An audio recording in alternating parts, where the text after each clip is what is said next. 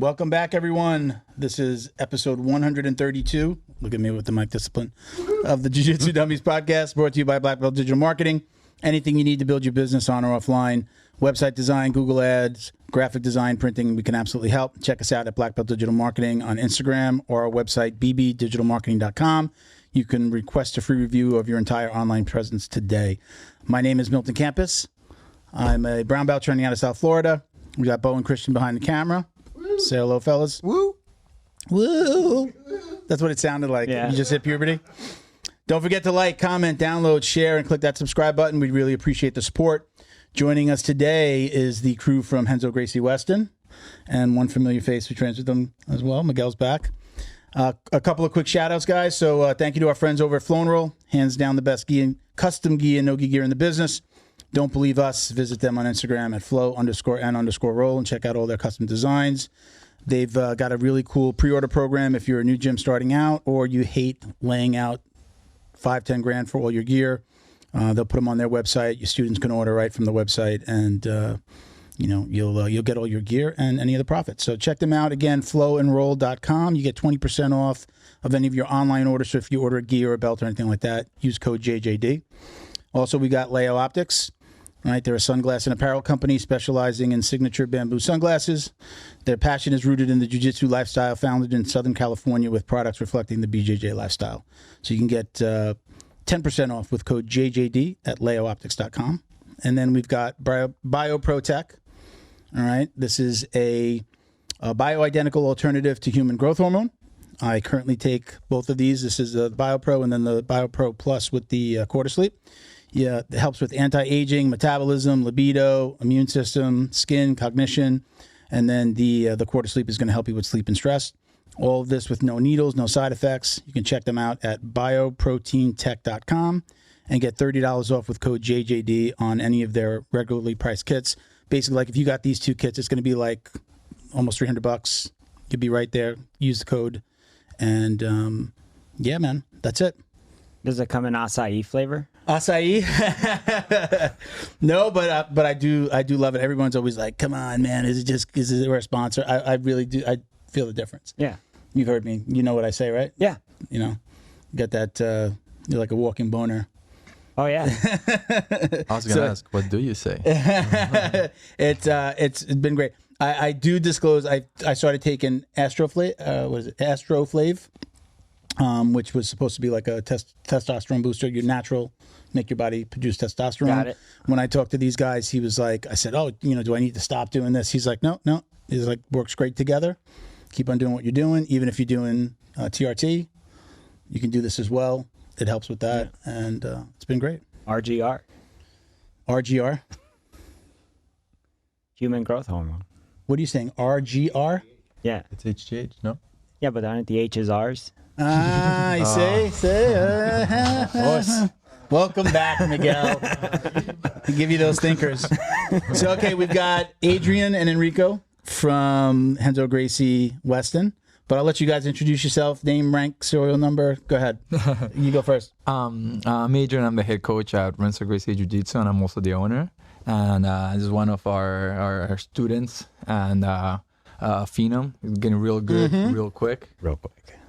Try. So your full name and your rank? My name is Enrico Beltran Said. Last name is a little weird. Said Said. Up to you how you say that. I'm a purple belt training. I'm a purple belt training under Adrian, Renzo Gracie Weston, and yeah, that's who I am. Yeah. Tell for the people that don't know you, Miguel. Yeah. Go ahead. Name, rank, serial number. Miguel. Blue belt. Blue belt. Renzo Gracie Weston. Yeah. Just out here, getting better. Yeah. Yeah. Slowly. Is he training? Is he training? I train. Okay. All right. Just gotta make sure he's showing up. At a minimum 2 days a week. Ugh. At a minimum. I'd live there if I could. Yeah. I just started getting disciplined again and doing 2 morning classes, and then because I'll also train when my children train. Okay. So it's like my wife will drop them off. The kids have never left. Okay. It's just every summer they go up north, and then we were just up north for I don't know something. I don't even think it was a holiday. You It did a was family just, trip, right? Oh, it was Halloween. That's what it was. We Yeah. went trick-or-treating in my wife's old neighborhood. That was pretty cool. It What, you snowed grew up? on us. Yeah? Yeah. And she Cool. got a tour of her old house, which was pretty cool. Yeah. But yeah, training, man, just trying to get in there. Yeah. I like the morning classes. It really does jumpstart your day. Like you feel super refreshed. I love weekends because I Yeah. do the morning classes on the weekends. Yep. So this is Enrico Miguel. I think you're the guy that Miguel keeps on telling me about. I've been telling you about Enrico since like literally the first day I went to that. He was my first my first day. Roll, yeah. First roll, my Oh, first. really? I was just like sitting next to him. It's like, okay, we're both blue belts. It's like, man, this kid's long, and he was short. He was probably like 3-4 inches shorter than when I started like 2 years ago. Yeah. And it was just like it was evident like the first roll. Never Yeah. interacted with him ever. It was just like, man, like fluid. But on top of that, it's just always in the right spot, applying the right amount of pressure, not exerting any extra energy. Just, it's like, all right, dude. It's like, Yeah. you just know. How long you been training, Enrico? 7 years since boy. I was 12. Ah, so you're one of those. So Trying, it's yeah, like the yeah. blue. I mean, in a good way. I mean, it's just Yeah. that you've been training forever. So the blue belt is definitely there's a higher level to that blue belt. Yeah, 'cause I you've would been say training- it's a big pool of Yeah. skills as Yeah. a blue belt. Yeah. What age again? What? I've been training since I was 12, so it's been 7 years. I'm 19 right now. Oh, so, wow. yeah. And a product of your dad's a professional athlete. He used to be. Used to be. He used Yeah, to be. I'd say he still is, Yeah. He's a good guy. He's getting there. Yeah. What did you? What did He you play? played basketball. Oh Yeah. yeah. Yeah. We should have you stand up so that they This is get the eight. true Eight. see what this kid looks like. So to quote my Lord and Savior Joe Rogan, he talks about, he's like, I wonder what the sport would be like if athletes who get paid millions and millions of dollars would do, because we all know there's no money in jiu-jitsu, dude. now there is. It's getting there, but there's no, dude, squeezing $1 out of a black belt, you're gonna get the white belts. I've You're gonna said the get the same blue thing belts for a long time. I'm seeing the light. Bro, you seen a black belt show up in no-gi class? Unless he's sponsored, he's showing up in what? He wore a purple shirt. He don't care. Dude, he's coming in there. He's taking heads, right? Or she, whatever. But what I'm saying is, like, when you get a professional athlete, that caliber of a human being, an With that NFL, discipline, there's with like a that discipline that discipline, goes that along with work ethic, the genetics, you know what I'm saying? Yeah. Blessed with genetics. But if you don't mind, can we just get the camera? Do you mind standing up? Because you're really fucking tall, which was surprising. He's gonna have to zoom out. I'm Yeah, 6 there you go. foot. How tall are you? 6'1"? I'm 6 Jesus, 19. You probably you might Flex not your have muscles. stopped growing yet. think I'm still growing. foot. The arms, dude. You're that guy that the guys my age don't want to roll. They're like, that guy is too long. I'm gonna get triangled the fuck out of him. Dars. Yeah, Anyways. Yeah. And but what I'm saying is, it's like, this is the new generation, and like when hard work, Yeah. when hard work and talent meet, this is the byproduct. Adrian, how long have you been training now? Did I've you been start training as a kid as well?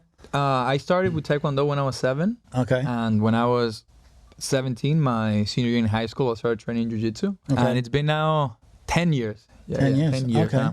now. Turned 27 last 2 weeks ago. Oh, okay. Yeah, so- Happy birthday. Thank you, Happy Thank you, birthday. thank you. Both your Damn, birthdays are near pretty the- close to each other. You're in my 30s. Yeah. You gotta 9/11. be you gotta be one of the younger do you know if you were like the youngest Renzo Gracie owner? I don't know. You don't know? I don't know. Yeah. I didn't ask. I mean, that's pretty young to own a gym, so that's good. Congrats. Yeah. So you started with Taekwondo, Yeah. and then tell us about we get so many. It's everybody's like, oh, I did karate. I did karate for a couple months when I was younger. I sprained a thumb in another sport, and I never went back. I tell the story. My sensei punched a little kid in the stomach, so when I sprained my finger, it was just like, oh, thank God, I don't got to go back. And I never went back. I was just a little kid. And I was scared. But tell us, how did you transition into jiu-jitsu? How did that happen? I always enjoyed it, and then when I started high school, I didn't enjoy it as much, so I started going to the gym. More like high school kid stuff. And one day I was in my gym and I saw 2 guys rolling. Okay. And I knew of Brazilian Jiu-Jitsu a little bit because actually my coach in Mexico was one of the first people in the town to start getting into Jiu-Jitsu. This was like 2010 when it started to get popular. Okay. People started to learn more about it. So I knew some techniques already, but never really rolled. Because what he would do, he would let us spar Taekwondo, but he would be like, okay, guys, if you take each other down, you could strangle each other. Okay. That's fun. Yeah. So, yeah, we would be essentially doing like MMA or something like that. Okay. So imagine like Taekwondo sparring, but with singles and doubles, and I would always lose. So I asked these two guys, like, hey, like, what is this? Like, this is jiu-jitsu? And they're like, yeah. They told me to buy a gi, and then I show up the next day. They didn't charge me anything for like the first 6 months. Yeah. It was this black belt. His name is Rick Del Vecchio, like the pizza store. Okay. I think he moved to Texas, I think, and I haven't heard from him ever since. But my first 6 months was two practitioners just trying to get me up to speed so I could be somewhat of a challenge to them. Okay. And then eventually they left, and I went to Wilson Govea took over that same gym. I know the name. UFC, right? Yes. His son trains as well. I don't know. Yeah, his son. Yeah. His son trains. Who's the guy that bought us the whiskey bottle? He trains under them. I forgot his name. I'll think of it. George? Black House. Guy who owns Black House MMA in Miami. No, he owns American. Not Govea. Top Not Govea. I think the guy that they train under. I don't know who I'm owns drawing a Black blank. House. Yeah. I could look, but I'm too lazy. But go ahead. Well, yeah, pretty much. So I trained under him for like 2 years. He actually gave my blue belt. Okay. And then we moved to Weston, and I started teaching. Training. There are Renzo Gracie. With Stan. Correct. Yeah. So after the pandemic, the opportunity presented itself because like I was already teaching all the classes for like the past 2 years. My coach was living in Utah. Stan was living in Utah. Mm-hmm. So I come up to him like, hey man, like how about you like let me take over the academy, sell me the academy.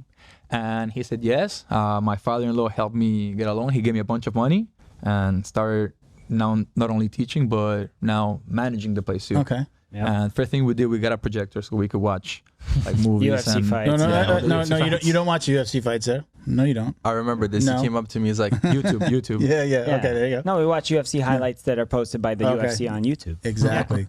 Fully licensed. Word. Yeah. he was like, I wonder if I should get new floors or a projector to watch movies on. The projector, duh. We put it to a vote. It was unanimous. Only one person voted for the floors. Wanted new mats. The one thing that I really do love about jiu-jitsu, and it's pretty evident across the board, I've been to a lot of gyms, and these guys have been too, they train all over the place, is that everybody that trains has a skill set besides jiu-jitsu. So it's like if you need something, it's like electrician, guy to mount it, guy to like, how do we do this? There's always a guy that's like. What's funny, I just got a referral from a guy that's doing started a podcast. We're going to shout him out a little bit more. We have a conversation next week. It's like Jiu-Jitsu Biz, not Biz Journal, but like Jiu-Jitsu Biz something. He was just following me, and he saw that I own Black Belt digital marketing, and he sent me a referral, and we booked where the guy's working with us already. It's a dentist, purple belt, but that's what he's doing. He's putting together this like almost a yellow pages for people who train jiu-jitsu, but own businesses that do something else outside That's of it. a lot So it's interesting that you said that. And it's also something I've noticed over the years. It's the jiu-jitsu practitioners that are hobbyists. Yeah. And the jiu-jitsu parents who train and who jiu-jitsu, they have their children in jiu-jitsu, they're all very goal-oriented. Okay. They want to be successful. They might not come of means. They might not have means, but you could tell that they're going to survive. They're going to strive. They're going to eventually make it. And the community in jiu-jitsu, especially like our community, and I felt the same thing, when I was at Felipe's and stuff like that. It's like everybody's there to help out. Mm-hmm. The assholes get weeded out every single time. Absolutely. The creeps get weeded out every single time. The people who can't learn to stop spazzing get weeded out every single time. And then if you get your blue belt, you quit. It's like, it's normal.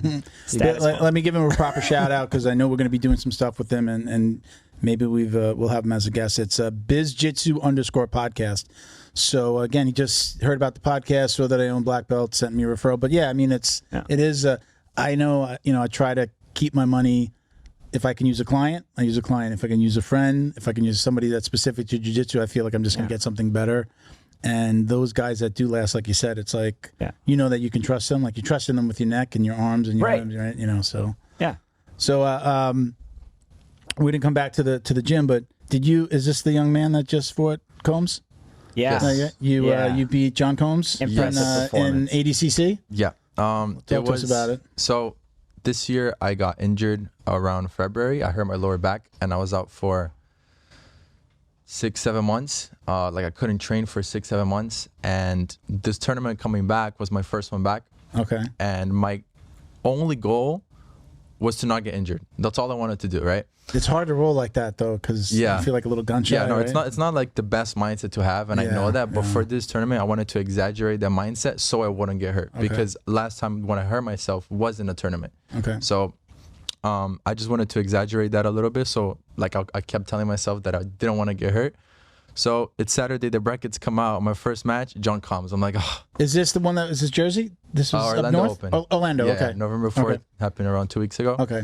So I go on the brackets. Brackets just came out. I was like, all right, John Combs, #1 seed is your first match. I'm like, oh, all right. Let's see what we can do here. But I wasn't like, oh, I'm gonna lose. It's a waste of time. I was excited, right? Because I was happy to be back competing, and I was like, well, I'll try my best. I don't know. Like I'm not gonna think I'm gonna lose. I'm not gonna think I'm gonna win. I'm just gonna do it, And so throughout the match, he passed my guard. I was down 3-0. He passed my guard, and with around 1 minute left, he passed my guard again, and I locked up a buggy choke where he didn't get points for it because he was in a submission, and then I transitioned to a triangle. And there were like 20 seconds left at this point, and then my coach was like, just pull in the head. I didn't have time to get an angle, so I pulled with everything I could, and then like everything I could, and he tapped with 5 seconds left. Wow. So it was very like I don't know if cinematic isn't the word, but it was very like surreal. Yes, people would say surreal. exactly. Like, Exactly. What just happened? Yeah. Right? It's like, what? I couldn't believe it. It was Your mind is processing the win and like, did this really happen? And where am I? And, Exactly. Right? There's a lot going on. Yeah. So congratulations. Was that man. your first Appreciate ADCC trials? It was an open. So it was an open? Yeah, it was an open. Yeah. The open is more like tournament style? Is it more like how tournament? IBJJF does like Miami Open. yeah. It's the same thing. Yeah. So ADCC now they have like opens, which is just like IBJJF, but it's their rule set. And then trials they have like, I believe it's 2 per country, right? So the East Coast just happened in New Jersey a couple weeks ago. And then West Coast, I believe, is going to happen next year around March. I don't know if they released the date yet. So there's like 2 in US, 2 in Europe, 2 in Brazil, 2. So I believe there's been 1 or 2 European trials so far and 1 the East Coast. Yeah. So how did you do the rest of that tournament? I lost the second match. Anybody, a name or anybody in particular? Or no, nobody? it was just a random guy. I think so. Throughout the match it was 0-0, but I felt I was very dominant. I was on his back and I had double wonders, and he like got Kimura off of it and he tapped me with it. But and like were you still in that mindset of like, oh shit, I still don't want to get hurt, or did you come off the combs like, fuck this, I'm good, I don't got to worry about that? Was it still a thought in your mind? Yes, I would say so. I would say so because I was so like, I really didn't want to get hurt again, Yeah. And like when I tapped, I was happy. I was like, oh, okay, it's fine. I'm not injured. This is great. This is all I wanted. But then a couple of days went by and I was watching the footage. I'm like, dude, how did I lose that? Then I got mad at myself. And then I was like, I shouldn't. I know that I'm aware that it's like you shouldn't go into a tournament just hoping to not get injured. I know obviously I'm there to win. That's the whole point. But for this tournament specifically, I wanted to exaggerate that mindset because I didn't want to get hurt again, and I compete again tomorrow, and I'm not like scared or anything like that. It's jiu-jitsu. It's a martial art. Are you going up to where are you competing tomorrow? There's Onaga in Miami. Onaga, okay. Yeah. And what is IBJJF? Is it Atlanta this weekend? It's the same day. Some of my teams are going. Okay. You're going to go to the Naga tomorrow? Yeah. There were more people in my bracket at the Naga than in Atlanta. So. Oh really? Yeah. Okay. Yeah. So I'm not like. Now I'm like, oh great, I didn't get injured. I'm good. And that happened a couple weeks ago, and I've been back for around 2 or 3 months since my injury, and I feel great. Yeah. So I'm excited. What exactly was the back injury? Do you know? My back's hurting, or did you go to the doctor? And no, I went to the doctor. You've been diagnosed with something. So it was bad. It was weird because when I got injured, I went to a couple of different doctors. I would ask the same question, and I would get a different answer every time. Right? Welcome to the American medical system. Exactly. So I heard it was a herniated disc. I heard it was just inflammation. I heard it was sciatic. I didn't know. And this happened in February up until like July, August. I didn't know what was wrong. Like I would try to work out with the trainer. I would stretch. I would do my best to try to, I would do anything, and it wouldn't work out. Right? Like it wouldn't heal. So then in August, I went to Brazil. I'm from Brazil. I went there with my family as just vacation, right? And we were going like on trails and waterfalls and stuff. But we also took the opportunity to see a couple of doctors there. And the medicine there is amazing, really, really good. And so I went to see a physical therapist and then like a spine doctor. And he ordered me to do some tests that were like more bulletproof to see if there was actually something there. Because when he looked at my MRI, he said, there's no disc. Like you don't have a herniated disc, you're fine.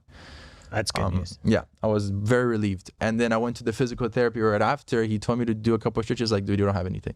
Really? You don't have anything. What's happening here is that I'm constantly thinking about my back, so I feel the pain. And it's true because before I went to the doctor when we were on vacation, I would go to like trails, waterfalls, jumping, swimming all day. I would feel no pain, like nothing. And then I would get back to the hotel. I would remember the condition that I've been feeling pain, and it would come back. Mind's a powerful thing. Yes. So it could also be a combination of like, the stress of competing, plus, you still have a life outside of jiu-jitsu. Like I hold stress in my back and my shoulders, and when I'm stressed at work, the headache. I'm also going to say, like, he's in 2 years, he's grown like 4 or 5 inches. Yeah. And he's over 18. So I used to get chest pains, and they just said it would like your chest expanding when I was a kid. Like, be like, oh, why does that hurt? And like your body's growing. So and your game's changed too since you've been injured. Yes. You're much more fluid. You don't invert as much. Yeah. So and where did you wind up with that? So what my PT told me is like the example he gave me is that made sense to me. Is like if you're in the street and then a guy robs you, every time you go to that same street, you're going to feel a little bit insecure. You're going to feel a little bit. So I would always be worried that I have this condition. So I always brace myself, or like whenever I bend down or think about before I lay down, I would always worry about it. Yeah. And when I did that, I felt pain. And he basically said like, do these like stretches 2 times a day, see what the doctor tells you. But I'm telling you, like, you don't have anything, and don't worry about it. Like really, just don't worry about it. And how do you feel today? Great. You feel good? I feel no pain. Yeah. You're talking about it so much today. Now you're going to leave. You're going to be like, hey, Adrian, my back hurts today. What's going on that fucking podcast? Yeah, I mean, like I have to be careful. Like I stretch before training. Yeah. Like I'm mindful of it, but like he was stretching before he got here. Yeah. I was. Good That's why we were late. Yeah. I also want to say that Adrian leads from the front. Like he also competes, and he's no slouch. Usually, are you competing tomorrow too? No, we have a Friendsgiving party to set up. Okay. You're going in that early? Well, yeah, we got to set it up. Right, I got you. Got to clean the mess. I'll be there. There you go. I got you. So tell us, you compete as well? Yeah, I haven't really competed this past few months. I think last couple tournaments I did were in New Breed. We had one IBJJF open plan for Chicago, but they canceled our flight, so I wasn't able to make it to that one. Okay. But once the academy runs itself a little bit more, I'll definitely go back, be more consistent. Right before I got my black belt, every couple months I was traveling, going to Indianapolis and Oklahoma to compete. Okay. But it's, it slowed down a little bit. So, we were talking about in the last episode, when I was at white, blue, and purple, I only did new breeds because they were local. I live in Coral Springs gym, beautiful. Hardly anybody there. Never anybody my age or weight. Always with younger, compete against younger guys. And so, like anytime anybody brought up new breed for a really long time after that, I'd be like, it's just new breed. But they've gotten big, and I went and there was like nobody there. There was like no spectators, not that many competitors, and now it's completely different. Like they're actually doing a pretty good job from what I understand. I haven't been to one. I haven't competed in one, but I see them. I've been to one as a spectator. I went to say hello to Flo and Roll, and the place is fucking jam packed. It's not like that. Right? It's not like the no frills version of IBJJF anymore. I would say it's the local circuit. Yeah. The new breed that happens in either in Miami or Coral Springs. Yeah. It's always like, A&M is out there, Wagner's is out there, Fight Sports guys are out there. The Henzos are out there. GFT isn't really. They got broken up, right? I don't know. Yeah, I think they got broken up. I think Fort Lauderdale closed. They're still around. But it's all the local guys. The Palm Beach guys. Yeah. All of them. And I think it's a cool thing because it's like the only thing that I don't like is I still understand like if there's nobody in your bracket, they will, combine you with. I mean, you're already there to do jiu-jitsu. No, you spent the money. It's like. But as somebody at 50, I'm like I don't want to show up. I don't want. I'm fighting guys that are half my age already. Like I do want to see how I'm going to do against somebody my age and weight. You got to. I've never gone against anybody my age and weight. IBJJF. Yeah, that's what I'm saying. That's the thing. That's the only thing is like there's not enough people that are signing up at my age. It's not there yet. Yeah, dude, there's not a lot of guys who are 50 that are doing, let alone doing jiu-jitsu, but then competing. Side note, Tom from our gym. He did he double golded in gi and double golded in. Belt yet? I think I'm pretty sure that he's going to get his black belt from not Wagner, from Cyborg. Okay. Because he does, he trains with us, but he mostly trains down there in the mornings. Yeah. So I believe I don't want to say he told me, but I'm pretty sure that he was going to get it in December at their ceremony. And now that he just double golded it at gi and no gi at an IBJJF, he's definitely gonna. Adrian, you would love this guy, man. He's like, physio, judo black belt, judoka, but also like a master in Eastern medicine. Like he's got a doctor title in Brazil. Brazilian family of killers. The whole family killers. Kids. He's got and 2 sons. His wife does CrossFit. His son's choked me out plenty of times. His son, like. When I see him, I think of his son. He's not as tall as you, but his son is like super, thin and long. And, But he's got an arm bar. Like, first of all, you're getting your freaking flyer miles. This dude will throw you all around. Is he your first? Huh? He was my first role. Yeah. So tell the story. Do they know the story? I don't know if they do, but it was like so. Like my daughter had been doing jiu-jitsu now for maybe a couple months, and I'm like fat and stupid. And I'm just like, what am I doing? Because I wrestled in high school. I did combatives in the military. Like just one-on-one tennis, anything like that to me is fun. So I was like, I'm already here. Might as well get started. I still had my mentality, my wrestling mentality, but I had I don't know, Barney body. And so I was like 230, dude. I was pretty fat. And yeah, but you're all muscle, dude, because of the BioPro. You're 230? I'm 230, yeah. And so anyways, a couple classes. First class, I get Tom as my partner, and then usually, your partner ends up being your first role, depending on the class structure. Is Tom the bald guy? Is he bald? Yeah. Is he Brazilian? Yeah. Oh, I know who he is. You know Tom? Yeah, he's he actually helped me with my back. He's yeah. How'd you get introduced to him? Do you know? Do you remember? Let me think. I think my dad was just trying to look for people who could help with my back, and he found about it. He trains at Fight Sports. He trains at Fight Sports. He's been again, you know with names, but he's been in the UFC. He's cornered. He works with UFC Gilbert. guys. Yeah. Gilbert Burns and his brother. Right, he's really good friends with them, and he's trained a lot. Yeah. But that's Tom. Yeah, that's him. So first live roll, he's at this, you do not know that he's also at that point he was a brown belt in judo. No, I didn't. You didn't know. Yeah. So, anyways, he does a Sasai Sumi Kuriyashi. I mean, I'm just legs up, almost touching the ceiling tiles, land on my back. I don't know how to break fall. Welcome to Fight Sports. There was still Fight Sports back then. Yeah, and he just does a sick Toriano pass, but when you drop your elbow on their chest, not elbow shoulder, just comes in hard, and then he holds me in side control. And he's so tight, his mouth is right next to my ear, and he's like, fight for your life. And he just held me there. That's him 100%. Yeah, he's like, fight for your life. And I'm just like, oh, God. When I roll with him, I'm I've always been I definitely, the years that I rolled with him, I came back after post-COVID. I had the knee injury, so I was pulling guard a lot. I blew out my knee rolling my coach the day before I was going into quarantine for COVID. It was just at the beginning. So out for 9 months, but. Special thank you to the crew over at Flow and Roll for all their support. Flow and Roll is renowned for their incredible no-gi rash guards, shorts, and leggings. Flow and Roll has quickly become the premier custom apparel provider for academies big and small throughout the United States. Reach out today to discuss your custom order and ask about their incredible pre-order program. You can send an email to flowandroll@gmail.com or visit their Instagram at flow_n_roll and shoot them a direct message. And yes, they can create an awesome custom gi for your academy as well. Visit flowandroll.com to check out their awesome designs, and while you're there, pick up a Jiu-Jitsu Dummy signature tee exclusively at flowandroll.com. And remember, you'll get 20% off your purchase of t-shirts, rash guards, or gis with code JJD. Gym was, wasn't open. Wasn't supposed to be open, right? I guess. Did you own it already at COVID?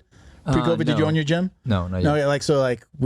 we didn't know if we were supposed to be open or not. Like black trash bags on the windows, and they were open. But if there was a time to blow out my knee, that was it. Yeah. And when I came back, I guess Tom was really there more, and I would always pull guard because I was so scared of injuring the knee. I was just like, I probably wasn't really. I probably shouldn't have been rolling it.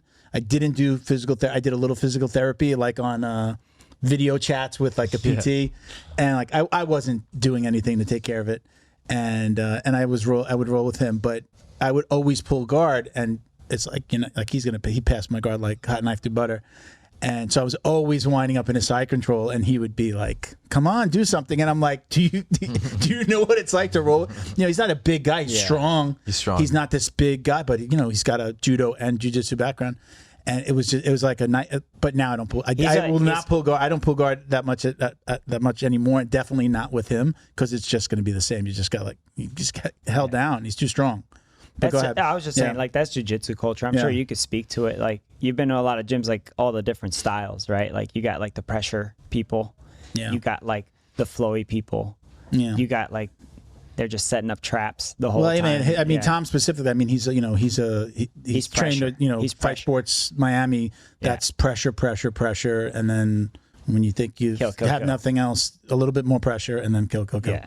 And I think the more difficult body type to deal with is Enrico body type. When you have a really tall kid, Oh boy. that's super flexible. Yeah. Like there's been time we're sparring and I have him on side control, and somehow his foot gets around my hip and he slides out and he's got my back. And now you're That's the like, we worst didn't have body you type. stand up, but you're pretty. I'm shorter. I'm You're shorter. you're shorter than, but you're freaking tall. You're tall as well. How tall are you? The doctor says 6'2", but when I 6'2"? stand next to people that are actually 6'2", I'm a little bit shorter. Yeah. Okay. So I don't know, maybe All like right. 6'1.5". I don't know if you saw that picture. It's like that I sent you. Yeah. Remember from the gym? It's I probably got to look at that. it's where it's like small, medium, large. Yeah, Like that's, it goes that's like a literally chart. how it goes. Yeah. It's also by rank. Well, no, I guess not really, because large is. Also, kids, his body type will throw those boogie chokes. Okay. And those will. If you guys have gone out in the academy, we have a video where this guy, I'm not gonna say who he is, Enrico has him on a boogie choke. He goes to stand up. You are. Yeah, if you're watching, you know who you are.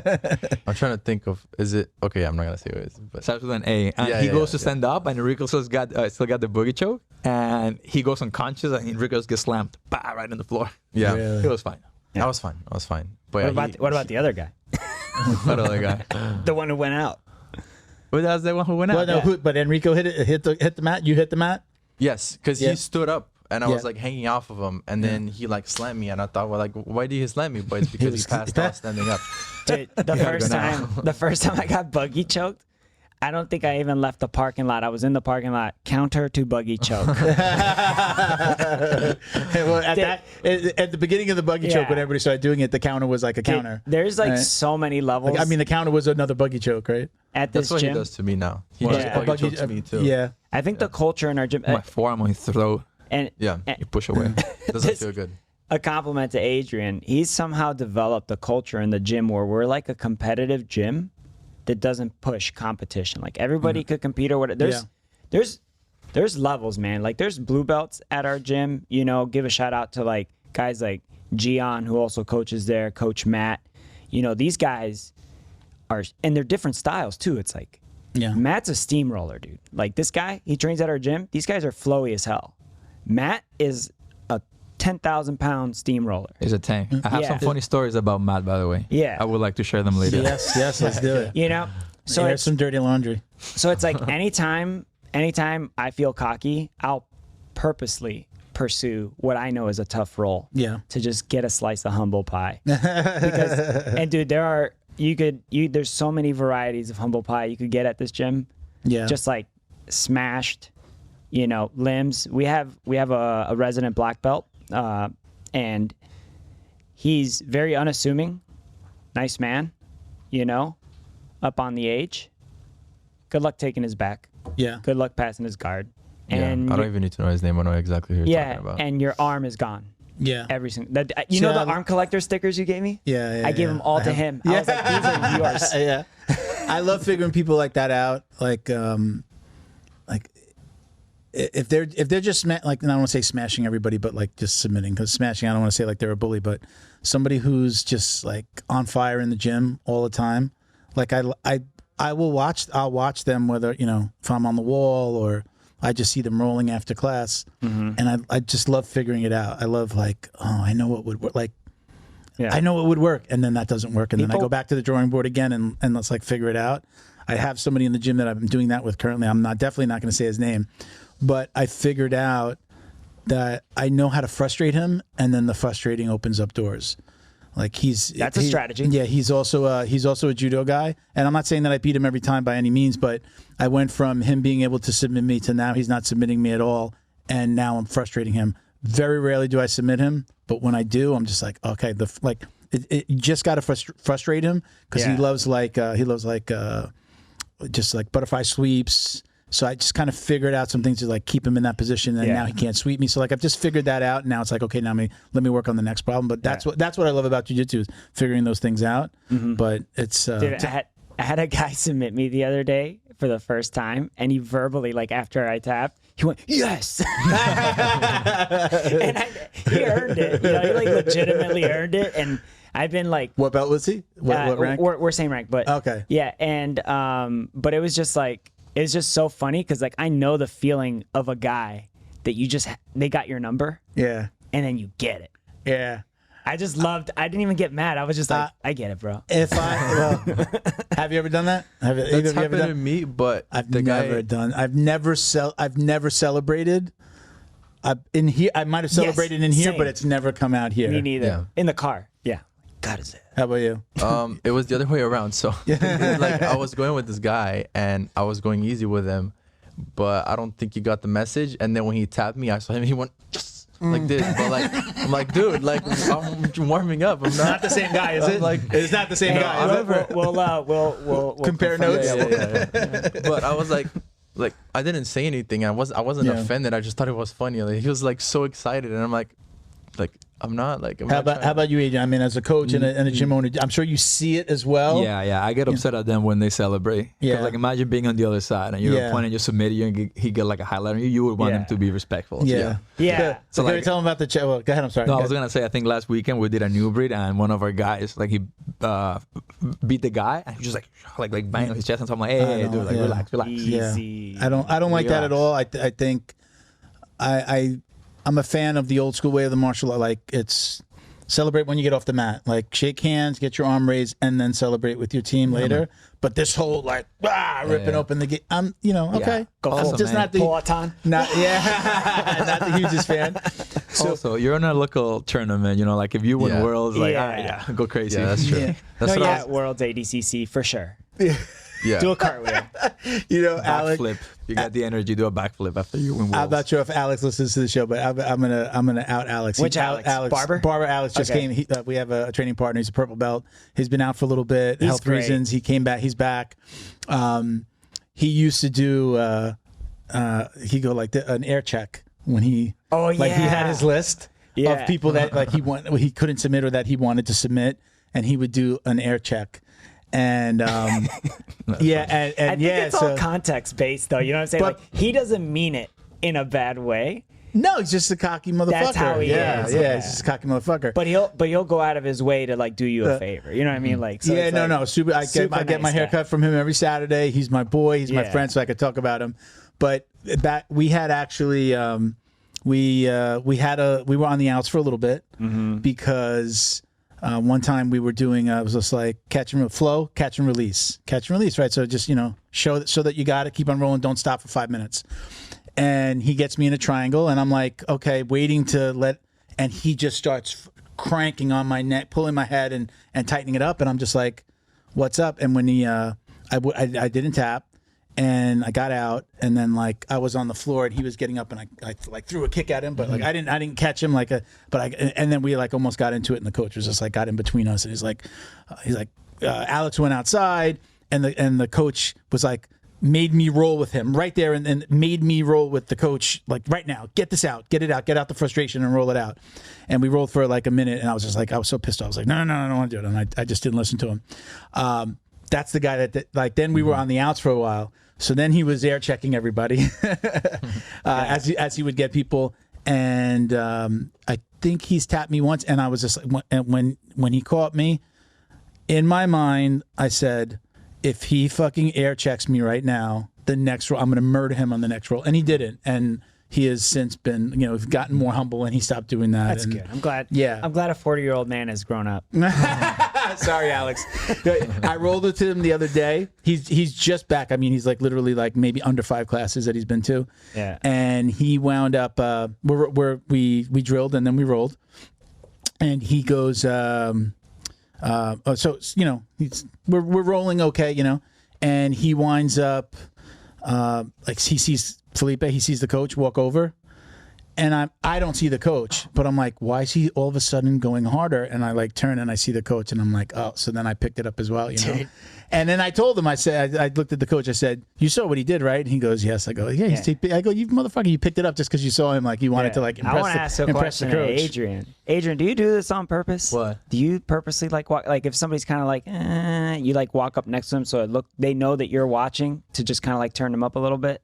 Sometimes, yeah. I like do that mostly with the kids, because like some of the kids, they rather just like lay down and like be silly or talk to each other. Yeah. But like the adults just go at it. So like sometimes you want to see what's going on, like if you have a grip or something like that. But like no, I don't do it too. You've done it to me. I just want to see how you're doing. When there's somebody that outweighs me by a lot all the time. I just want to see how you deal with the situation. If you can get the sweep. Horrendously. How do you deal with somebody that comes in the gym? I'm sure you've had to deal with it at some point. Hopefully they don't get weeded out, but they kind of correct themselves. Like when you got somebody that's rolling hard, like a brown belt or a purple belt that's like beating up the white belts, bad, not beating them up like in a good way, like technically, but like, and maybe not trying to hurt them, but like really putting it on like, hey bro, that guy's brand new, man. Let him get his feet wet before you start really ripping them apart. Do you have to humble those guys sometimes? Yeah, if it's one of our guys, like one of the people that we've been training for a while, like we just talk to them. Like, hey, listen, man, like you gotta be helping these guys out. How about you let this guy start from a dominant position and you work your way out of it? Let him start on your back or side control. You know, if it's someone that's new, they're coming in from outside, checking out the gym, stopping in from an open mat.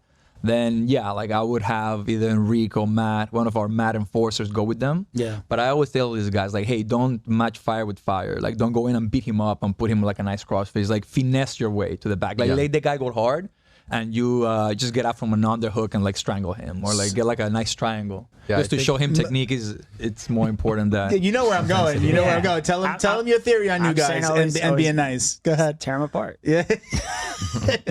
I never do it. I just like joking about it. He's been on the podcast being like, no, he's like, no, you kick the shit out of everybody. He signed the waiver. I think there's more value in like, if there's a guy that's being disrespectful, it's what he was saying, finessing my way out of it. Like, I go with this guy and like, I let him put me in a bad position, like his best move, and then I get out of it, and then I tap him with the same move. It's like, I feel like that's more like not offensive, but it's more like demoralizing. Demoralizing. Like, you're just like trying to go hard with it. That's also like, that's taking the high road almost. Like, do you know Brendan McCatherine from 10th Planet? He's doing a lot of commentating lately. He does the combat jiu-jitsu. He's a commentator. We've had him on.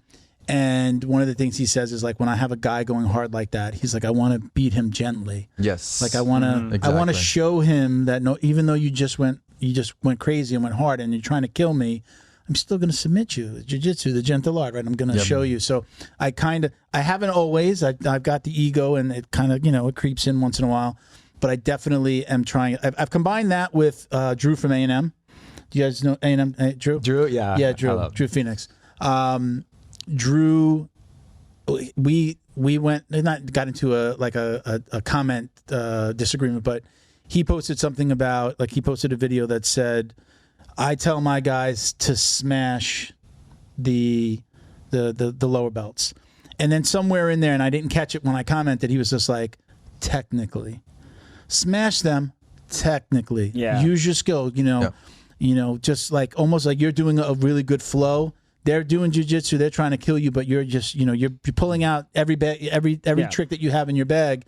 And I put that together with what Brendan said. So that's kind of the way I deal with somebody who's like going really hard. We have a white belt that's with us right now. His girlfriend trains with us.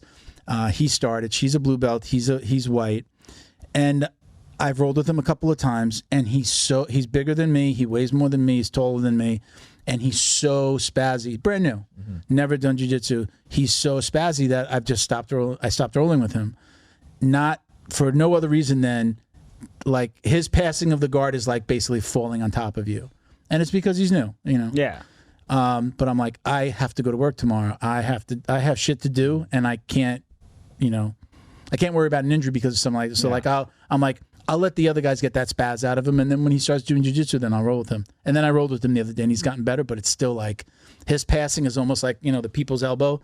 Like he's coming down like really hard on his side, like just dropping on top of you. So the people's elbow. I mean, it's real. That's how I see it. Like he's just like trying to get past your guard, you know? Yeah, like that. But you just take his back.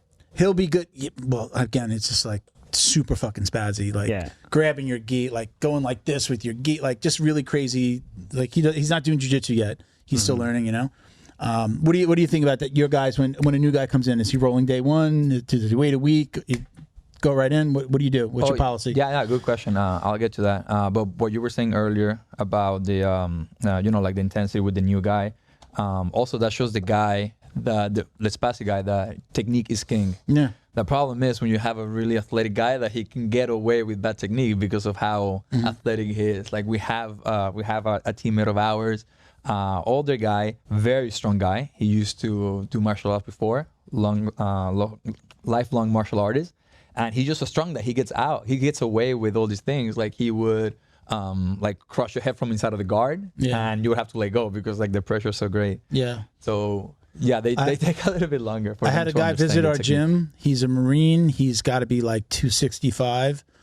And I told him, I'm like, he's a blue belt. And I told him, I'm like, hey, just be careful. Like came to an open mat on the weekend. I'm like, hey, just be careful. You know, you're a pretty big guy. These are like, there's some young kids in here. And I kind of pointed out like that guy looks like he's a grown man, but that guy's 17. Like, you know, like just be careful. I'm rolling with him, and he got stuck in my guard, and I'm holding him, wanted to see what he had. And he put his head right here. He pushed so hard, like something popped, and I had like an injury for a while. Like a floating rib type thing. Yeah, man. And I'm like, I just finished telling this guy, like, but his comment to me when I said that was, he's just like, no, I know. He's like, I'm a visitor here, man. I'm like, of course I'm going to be nice. And then he did that out of frustration and just like pushed it down. I was like, oh fuck, and it hurt for months. Yeah, you know, I've had like the injuries in the back, but I haven't had like something like that right there. I'm feeling the age, man, and I honestly like. I just like go sometimes. Sometimes I'll literally like just starfish on the mat. Like if they're doing some spazzy dumb, like I'm gonna rub my chin on. Yep. I've embodied the spirit of Craig Jones and just let them come in and just like whatever. If they really want it that bad, it's like exactly what Coach said. Do it with finesse. So it's like they really want to pass your guard. I was like, I know their side control is dog shit. So just lay down, let them pass your guard. Yeah, and a lot of times I'll just turtle, like we're starting a round, or maybe I submitted them and we're starting. I'll just go to like turtle and be like, okay, you know, like or I'll ask them what do you want to work on. If they're super spazzy, like let me just give them the position instead of getting hurt, and just they're trying to pass my guard and one of us is going to get hurt. So give them something and then let them work. Yeah, I think that like that's happened to me before when somebody's spazzy, even though like you said, like you told the guy to go slow and then he didn't go slow. I think that like obviously it's their fault, but what's up to me in that situation is to control how I react to it, right? Like if he gets frustrated and I get frustrated back, then like I'm not gonna get anything good out of it either, you know? But if I tell the dude what he shouldn't do and he still does it, even though he's at fault, I still get to like control like my behavior or my attitude towards what happened. And I feel like if he does something that he shouldn't have done, and I finesse my way out of it, like he does it and I don't get competitive, I don't get frustrated, I'm like, okay, like this dude's like, he's an asshole, whatever it is, but I'm still gonna like, because if I just go as hard as I can, I'm not gonna get anything good out of the road either. Like I'm not doing myself a favor either, you know? So I try to like finesse my way into like, I go hard, and when I say go hard, I mean I try to tap him as many times as possible, but with just technique, you know? And like how demoralizing is that? Like this dude got frustrated, he went hard, Like he did something he shouldn't have done, and maybe he's aware of it, maybe he's not. And either way, it's still like, and I still got tapped like 5 times. Like, do you? You're still young. Do you ever have a conversation as a young guy, but who's been training for a really long time? Will you talk to that guy and be like, hey, maybe bring it down a little bit, be a little bit more gentle, or look, let me show you something like that. That's usually how I get somebody into, instead of saying like, hey bro, you're going too fucking hard, you're going to hurt somebody. I'm like, hey, let me show you something. And then I get into a little bit of a coaching mode, and they usually wind up calming down and then understand, okay, I need to do the move, not worry so much about this pass or being so aggressive. And like, tapping's part of the game, right? We're all going to tap. It's not like nobody's looking at you going, there's the guy that does the check or those are few and far between. Yeah. Do you have conversations with people? Do you feel comfortable in saying something to somebody? Yes, if they exaggerated too much. Yeah. Like, let's say like I told them to not do one thing, or maybe they just do something on accident because they're spazzy. Like, they don't know any better, Yeah. But I feel like if they like keep doing this thing, even though like it's been signaled that they shouldn't, then I'll tell them like, hey bro, like be careful. Like, do you empower your guys to do that? Are you okay with that? I know some coaches are like, hey, I'm the coach, leave that to me. Or are you okay with the blue belt, the brown belt, the purple belt, like having, hey, bro, let me kind of coach you? I know like my coach will be like, hey, save it for Facebook, come on, roll. Like he doesn't love the coaching, especially if it's like lower belt and lower belt. But what do you are your guys empowered to talk, and do you feel comfortable with it? I listen to what they're saying, like if they're giving good advice, because for example, we may have a white belt that has a really good triangle, and he's giving the guy advice on how to finish his triangle. And I listen, like I see from afar, and I see if he's good advice, then by all means. Sometimes I've seen it happen, and the advice is wrong, so I just come up to them and I'm like, hey, actually, you want to do it like this. Because like in the future, like they have to be able to coach each other and like help each other out. Yeah. So like, if you put a stop to that, then it's not encouraged. Be careful with Miguel, because Miguel's going to have all the white belts smashing each other on day one. No. That's what I was going to say. My heart, honestly, like if I have to be self-critical, like I talk too much shit and I'm really nice. So it's like sometimes I'll be like, no, I think that's the way you should do that. Maybe like I don't think, and then like Adrian will walk on me. He's like, no, you don't want to trap the arm. It's actually more advantageous if it's not trapped or something like that. And it's good, but it's also a learning point for me. A, it's humbling in terms of like, I don't know everything, and then B, it's good because he's like, not only did I get the how, but I got the why. Yeah. And then I guess the question that I wanted to ask to Adrian was, with like, I believe that everybody has to go through the spazzy phase. Like it's you do. It's just like a phase you have to go through. Yeah. But I also think it's beneficial. Like you get spazzy guy, you give him to somebody like Enrico, or you give him somebody to like a brown belt, purple belt, something like that. Because I think that's almost do you agree it's like the most realistic as it gets? Yeah. Also, two spazzy guys is a recipe for disaster. They will hurt each other. Like for instance, like if the new guy is rolling with Miguel, and he's doing something stupid, like he's like trying to fall back and he's gonna hurt his knees, Miguel could move him a little bit. Or like I don't know, like if the guy's like sitting back on his knee and his knee's about to get twisted, Miguel could recognize that and put a stop to it before it happens. Whereas two new guys, like they don't give a crap. Like their job is to win the match, and they'll do anything in their power, anything required to get the victory. I was talking about more like like super spazzy guy, strong. You put him with a guy who's seasoned, and knows how to protect themselves. Isn't that also just like a really good test of testing this is you testing against an untrained person that's just wild, right? Oh yeah. Because we play by the rules. Like if I'm rolling with Enrico, like there's a ton of opportunities for him to do something dickish, and equally for me. But we don't. We kind of stay in the lane. You know what I mean? Gotcha. I understand your question. A while back, Ruben Alvarez told me. Ruben Alvarez, you guys know him, very good competitor. Cop, right? Exactly. He told me a while back, if you want to train for self-defense, train with a white belt, because their reactions are very spontaneous. Like like if you take someone down, natural, if you want to say those are natural reactions.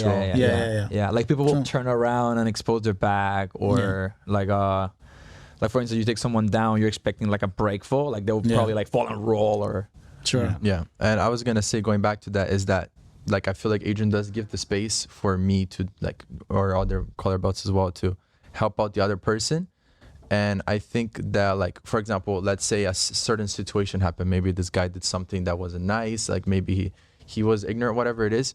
I like, and he's not like there. He doesn't see it. I try my best to like do the right thing in this situation. Because like Emerson, like everyone goes through their spazzy phase, like you said.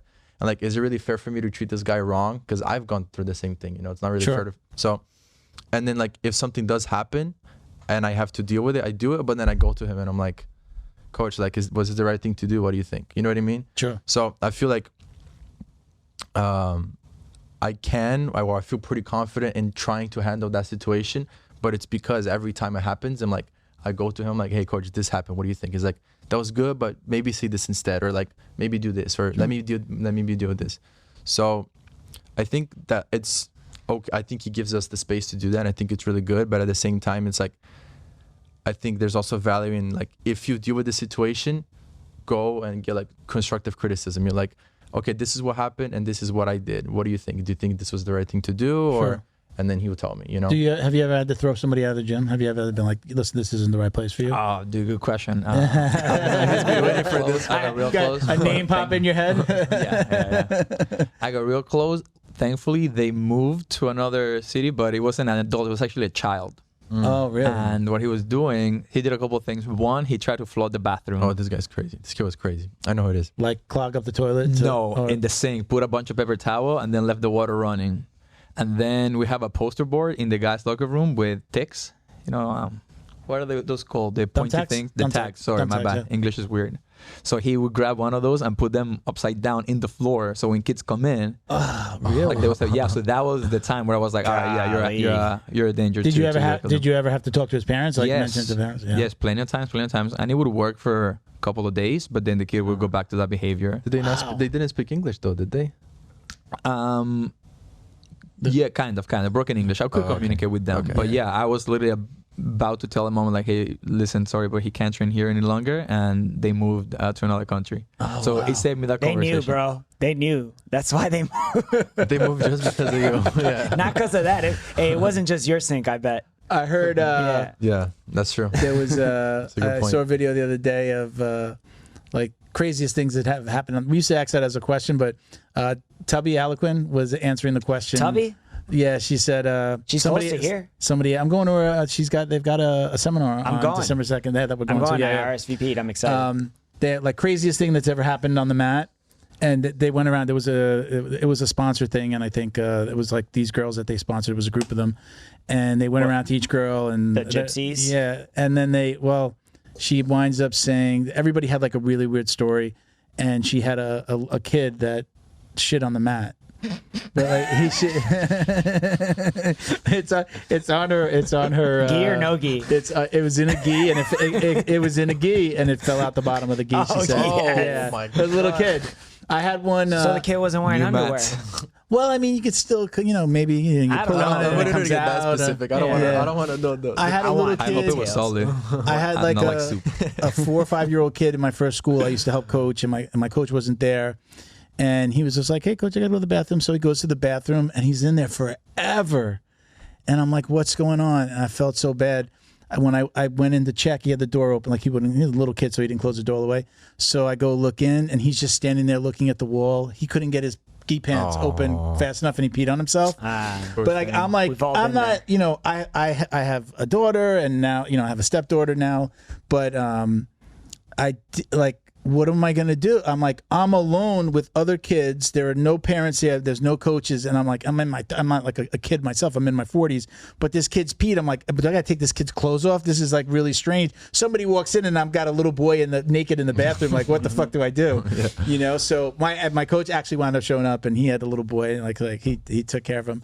But that was like my craziest. I felt so bad for the kid. He came back. He came back like a champ. He didn't he didn't wear it like I don't want to go back. That's not the craziest. What's the craziest thing you've seen on the mats? I mean, you've been on whatever Taekwondo and whatever the whole thing. The craziest thing. I told you the weirdest thing I think in terms of teaching. One time I went to train at Academy, North Carolina, and the coach would show the move one time. And then we would all separate, practice the move. Well, I'm sorry, he didn't teach one time. He taught it multiple times. But we would practice it one time and then go back to see the next move. and he would show it. So you only drill it once? Once, yeah. One rep. So I do it to you, you do it back to me, and then we go see the next move. What was the reasoning behind it? There was no good reasoning behind it? I didn't ask. I mean, I was a guess. So he did this with 6, 7 moves. And in my head, I'm like, bro, no one remembers the first one. Yeah. Like, so I think that's the... I don't remember when the coach does it 10 times and then I go do a drill. You're doing 2. I'm like thinking about work or my, your mind wanders. I'm that guy. I'm just like, I have a running theory. Dude, hey, what's the move? Can you go first? Dude, I have a running theory that I think there's a huge population in the jiu-jitsu community that this sound makes them forget. I am, because I'm rolling. Dude, I was Wait, like, what were you saying? No. yeah, exactly. That's good. Dude, I can't tell you how many times I've had a training partner. I'm like watching. I'm like making sure, because I want to do this shit right. Yeah. I want to learn something new. I want a new tool that'll help me go like in my truck alone. Yeah. And I've had so many partners that are like, even higher belts are like, you do it first. Yeah. I'm just like, dude, it's a head and arm. Like, you what? Should know how to, sometimes like I'm just totally not paying attention. Yeah. Like my mind is going, I'm tying my belt and then my mind is wandering. And it could be the most basic thing. It's not like I don't know the move. Like, hey, what did he just show? What are we doing? Oh, okay, now I know. And then I can go do it. Actually. But I just fade out. You see it. You have to see it in people's eyes.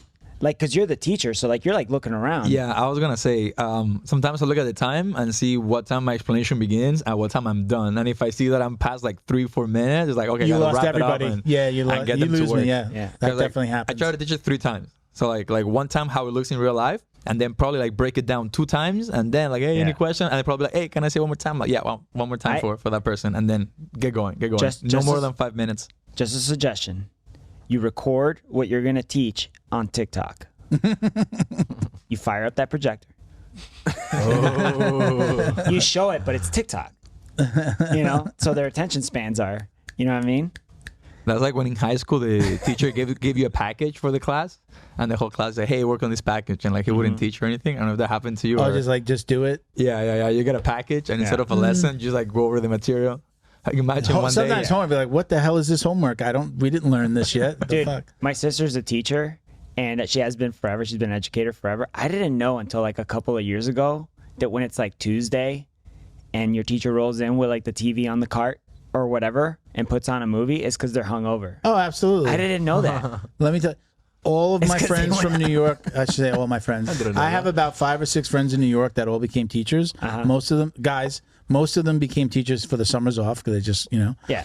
And bro, those guys, when they were single, all dating the freaking, the new, like, when you're in college and you go do an interns, or you, like, my daughter was a teacher. She had her last semester was you go student teach, right? So those guys, they're the worst. Hard on the paint. Bro, like, and they're showing you movies, drugs, dude. rolling, smoking weed. Like, there was no drug testing. I'm like, these are the guys that are teaching our little kids. Heroes. Crazy. And then when my daughter became a teacher, heroes.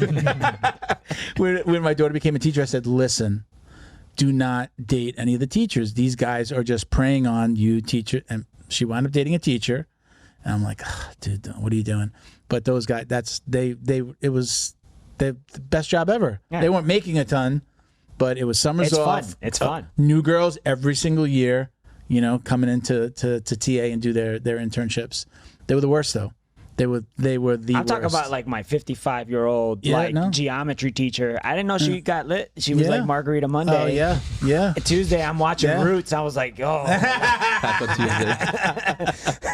Yeah, man. They're human beings. They're just normal. I know. Yeah. And then forget that. You do got to think though the stress of, like, in New York, average class was 30 kids. And like down here it's probably more. Yeah. My daughter, she doesn't teach anymore. She works for me now, but like 35 kids, half of them don't speak English at all. In jiu-jitsu too, it's weird because it's like you have people who do jiu-jitsu as a hobby, as stress relief.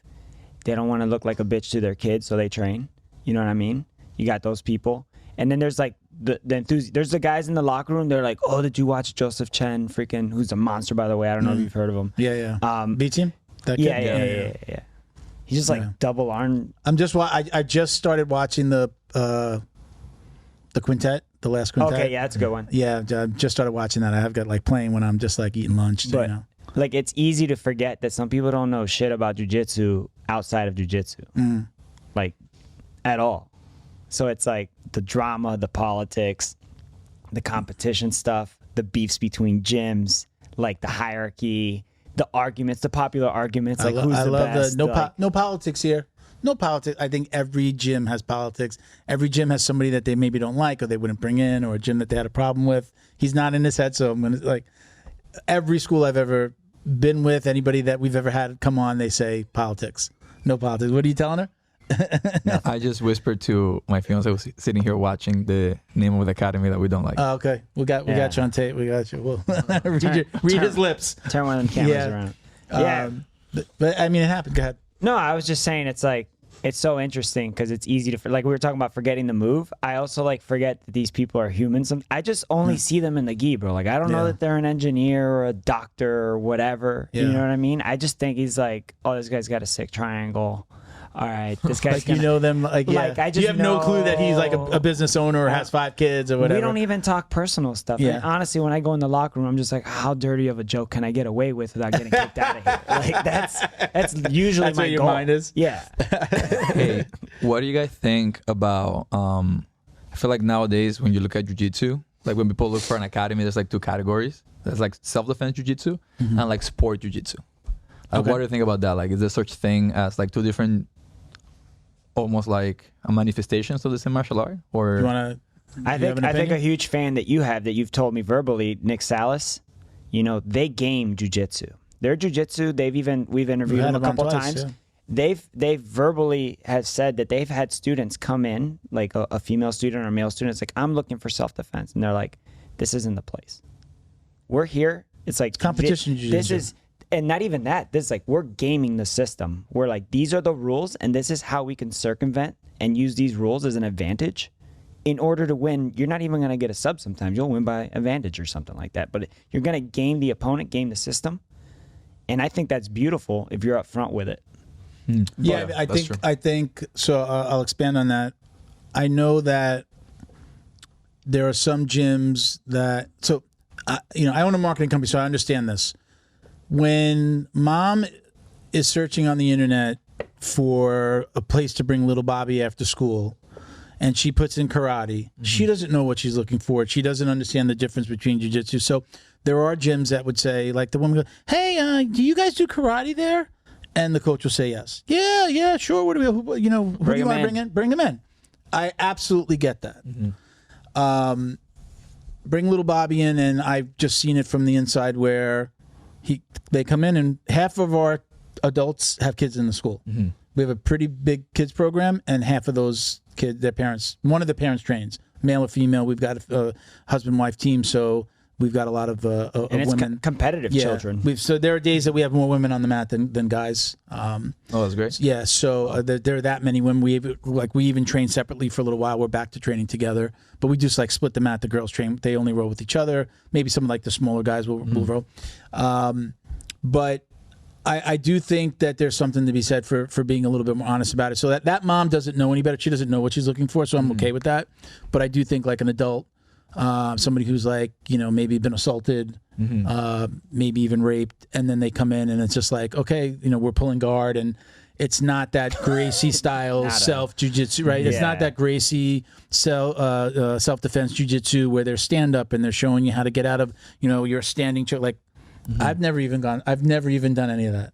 I've never done any of that at all. We put on gloves. So it's all, you know, I've always just gone from, you know, stand up. I shouldn't say, let me not, my first school, we did a seminar because we had a bunch of girls, like daughters of students, adult students who were going away to college, and we did a college class. And I even had my wife at the time come, and, you know, it was like, hold him up against the wall with the choke, and like he showed stuff. That was the one time. Other than that, it was just like pure competition style jiu-jitsu.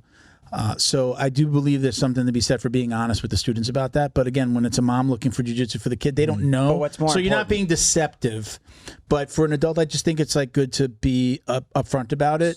You know, if it's an adult saying like, I'm in this situation and I want to learn because I went through this thing, I still think there's a benefit to the jiu-jitsu, but you might not be showing them the jiu-jitsu that they think that they're going to learn. Like, again, literally being, against the wall with a choke, or somebody coming up behind you and just grabbing you. Not every school teaches that. Yeah. You're saying I'm sorry, Enrico. So you're saying your school does not go that much into the self-defense? No, we're more of like he's developed his kids program into what's now becoming the adults program, right? It's like these kids have aged into 16, 17 years old who've been like Enrico, been training forever, and so we've become more of a competition school. Gotcha. So, but it didn't always start like that. But it was just like he was developing his program, and he knew, I'm going to invest in the kids because the kids are going to be the future. They're the ones that are going to stay the longest because there's somebody over their shoulder going, you have to go to jiu-jitsu today, versus the adults that maybe come and go a little bit more. And he developed that, and now we have a team, and they travel. They're traveling this weekend. So, and now it's more of sport jiu-jitsu. Now, as an adult, I've trained. My first school, we did stand-up, we did Muay Thai, but we didn't do that like those basic jiu-jitsu styles. I could throw hands and do like takedowns, like more of an MMA style, but not that traditional Gracie jiu-jitsu, those like 101 jiu-jitsu things that you see in the Gracie videos, or what's the team down in the Valente brothers? Like, I know I've never trained in a school that was like that. But let me ask you, if you were to get into a confrontation in the street and someone were to put hands on you, you think you'll be able to get out, not having specifically trained those situations? Because I think you have I know enough. I've trained stand up. I'm comfortable, and I've seen those things a million times. Have I drilled them a million times? No. That's what I think. I think that the skills that, like, even maybe not if you go to the extreme of your academy only does like guard pulls and you're like all constantly like inverting, because even when you learn guard, you're still learning takedowns. Yeah. Like at some point you have to wrestle up. At some point you can learn a single and double. So I always think back in the 90s, when you wanted to learn how to fight, you would probably go to like a boxing gym. Which probably one of the best ways. Or karate is also, true. Like karate was a big thing, right? Before jiu-jitsu was the thing. And you wouldn't go in and say, hey, do you guys do boxing for self-defense or boxing for or for competition? It's like you learn how to box. And if you get into a fight, then use your boxing. And you would have to modify that slightly. Like you can't really punch someone with your bare hand. If you head to school, you're gonna like really hurt your hand. So you have to modify it a little bit. Like a lot of people say, hit with the heel of your hand. Sure. Or, like make a strong fist and, I guess hope for the best. Yeah. So what I think is that even if you join an academy where it's purely competition jiu-jitsu, which by the way, like that's not us. Like literally 2 weeks ago, we're punching each other from the mount.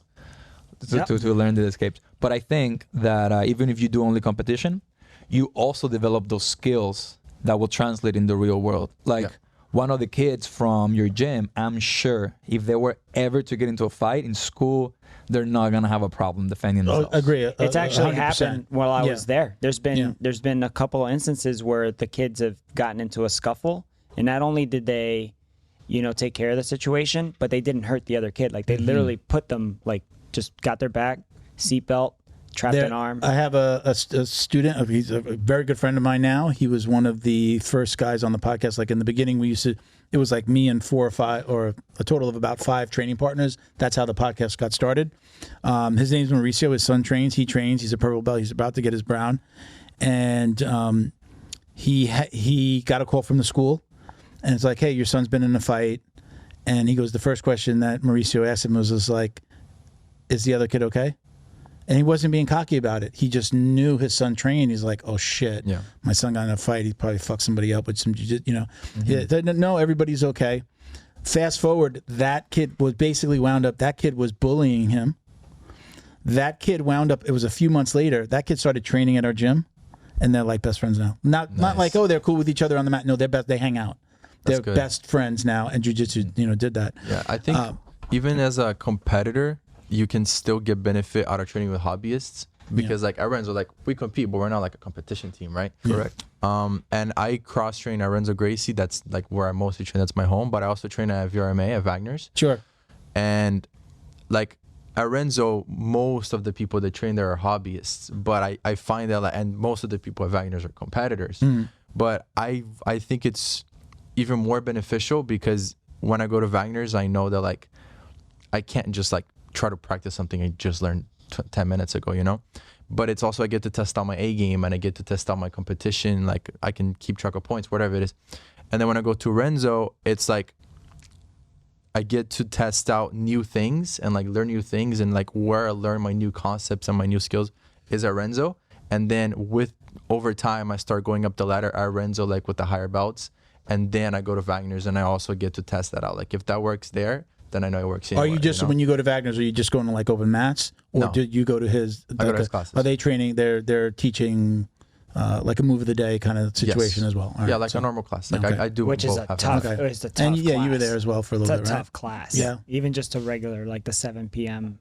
Yeah. Yeah, you're facing the inside skipping for like 15 minutes. Dude, like Yeah. And yesterday, then you're like walking the wall like on your hands. Oh, Like, his yeah. his open mat is amazing. it's so Yeah. good. Yeah. Gordon was there. Yeah, that's how Yeah, yeah. we started going there. Yeah. because so he started My going. coach goes there with his son. Yeah? They train there once in a while. Nice. Felipe and Kai. And Kai. Yeah, so he started going to Wagner's at Open Mat every Saturday. He would just like go casually, and he was like, "Hey, like come with me." Who was that? I'm sorry. Oh, Adrian. Okay, Adrian. Yeah. He started going guy. there, and this guy, this guy, I forget. And I started going with him. He was like, "Come with me," and then that's how I started going. And I was like, "Whoa, like this is like a competition, right?" Yeah. And then eventually we started going more and more, and then now I train there half and half, and like yesterday I was training, and then Gilbert Burns was drilling with me, and I was like starstruck, you know. Don't look like an No, idiot. guys. in Don't front look of like an Gilbert idiot. Burns. Don't look like you're, intimidated or whatever it is. Like, Yeah. just, everything's super fine. nice. He's super nice. Super Don't nice. get me wrong. He's Yeah. a nice guy, but it's like, and like one of the first times. So let me stop you for a second. So when you're rolling with somebody like that, are you in your mind? Do you change the way you roll or how you approach it? Like, do I take this guy down? Do I attempt to take down? Do I pull guard? Do I not go too hard because then I know that he can elevate and beat the shit? Like, what is your mindset? I think it depends on the context. I would say I never try to like change how, like if I try to change how, like let's say I've been training, like I've been working on my guard pass for 3 months, right? I got a competition. Oh, I'm gonna pull guard. Why would I do that? Like Yeah. I bring my A game. Like Sure. obviously, like if I'm going against a lower belt, that's when I test out my new stuff, right? But like if I'm going against like a Gilbert type character, I'm not gonna try something new. Not to say I'm closed-minded about it, but like Yeah. I'm gonna do my best. You know what Sure. I mean? And like it's fun because when you start going against these people that are high level consistently, you get to also see where you're at. Like I tapped this guy who's really good, and then I think it gives you a lot of confidence as well. Like with the John Combs match, beforehand I wasn't like I was obviously scared, like I was intimidated because I didn't want to get injured. And I think the right word is nervous, right? I don't think I'm ever gonna stop being nervous when I compete. I think I just learn to handle it better. I don't think I'm ever not gonna be nervous, but I think I get to handle that better. You're learning that it's part of the process. Exactly. And like I didn't go into the John Combs match thinking I was gonna lose. I was excited. I was like, oh, I get to fight this guy, Yeah. And like obviously, like I'm a little nervous, but like I hope I'm not the highlight reel, right? Yes. In the back of your mind, like Yeah, I hope, and there was like man, I hope I'm not going to be on YouTube. Yeah, getting- there were cameras and everything because it was like, oh, who knows? This is Yeah, funny and nobody. yeah. So like, let's just get the Yeah. cameras and record a highlight reel. It's That gotta was be in the back good. of my head. Yeah. What is he got? The Combs-a-tine or And something? he What is it? became the highlight reel. Yeah, wow. Yeah. So I think that like I didn't go into it like thinking I was gonna lose. I think that being anxious and being excited are very closely related. Like Yeah. even the emotion is very closely related. And I was more excited than anxious because I was like, oh, like I get to compete. It's not like, Yeah. oh, I have to fight this guy or I have to win. I have to compete. Like I get to do it. Because not a lot of people do it. Yeah. And I was out for so long, and that's like all I wanted to do. That like I think I get to appreciate it more. It's Yeah. like, oh, I don't have to wake up tomorrow at 6 a.m. and go train. I get to Okay. get to go train. You know what I mean? How about So- you? Have you ever been have you ever felt intimidated going up against a big name like oh shit, this is a UFC fighter? Or go in there and it's Wagner and or maybe one of his kids, and what's your feeling when you go into those Can matches? I say bad words in this podcast? Absolutely, Of course. I've cursed like Dude, 50 I times. rolled. Fuck yeah. Dude, I rolled with Nicky Rod and he fucked me up. Dude. Yeah. He sent me flying like a ragdoll. He body locked me like 6 times, but that was great because by feeling it, I get to replicate a little bit of it. Sure. So after that, my bottle game went off the roof. Yeah, that's what I was gonna say. How much did you learn from it? Oh, it was great. And then I went to Austin. What I'm interested in, I'm gonna let you. Sorry. What I'm interested in is right when you're standing across from him, in your mind, it's just like, are you? Because I've had this internal dialogue. Okay, I don't want to piss him. I don't want to go too hard because I don't want to piss him off. Or like let him move first. Like, are you going through those things in your mind? What I think are about, you saying those things to yourself? You ever heard that clip of the guy that has a graph and he goes like, "Fuck around, find out"? Yeah, That's how it is. So like, if you go real slow with them, they will probably like match your intensity. Okay. But, like if you go ham, they will probably match you as like, well. okay, I gotta handle this guy. Listen, with everyone, like I think like people ask me like, "Hey, I want to go roll with a black belt, but like I don't want to like go very hard with them." Like, no, dude, like you can go hard, but be ready for what's gonna happen. And respectful. Don't do something. I think that like if your technique is good enough, you shouldn't be worried about like doing something stupid. You know what I mean? Like I don't think you're gonna. You're not gonna do naturally. Not gonna do something stupid. If your technique is good enough, I don't think you should worry about being like disrespectful or like what's the word again? The white belts. Spazzy. Spazzy. Yeah. I don't think you should worry about He's that. so far away from that. He's like, I don't even know the word. I'm so smooth. So I interrupted you. You said you went to Austin when you went to Austin. Yeah. So like the day that when I first rolled with Nicky Rod, my back was hurting a little bit. So in my mind, I was like, if my back was good, I could probably do better. I went to Austin and he fucked me up even worse, dude. Yeah. Yes, because you came back for a second. You go to the Renzo's, right? He's like, I'm gonna make him earn that flight. Yeah. You're gonna come for seconds, dude. I mean, I've had the similar experience, with you, because you know what it's like to roll with your coach, right? Yeah. So you roll with your coach, and it's almost this weird thing of like they want to see what you got. How hard do I go? That's what I'm trying to get at. And it's like, is that a trap? Is that an open door? Is that a test? Is that what am I doing? So whatever. And then you could either get in your own head about it, or you could just jujitsu. Yeah. But then sometimes you do get caught up in the moment and you go hard, and I think about it, but the second the match starts and that goes away. I'm saying live. I think you can feel like I know when I'm rolling with somebody that's a lower belt than me, my methodology is like, you have control of the accelerator. Yeah. I'm going to let you press the gas. I'm going to match your intensity if you're a lower belt. If you're a lower belt and less experienced and I know that I can easily tap you, I'm going to let you have control of the accelerator.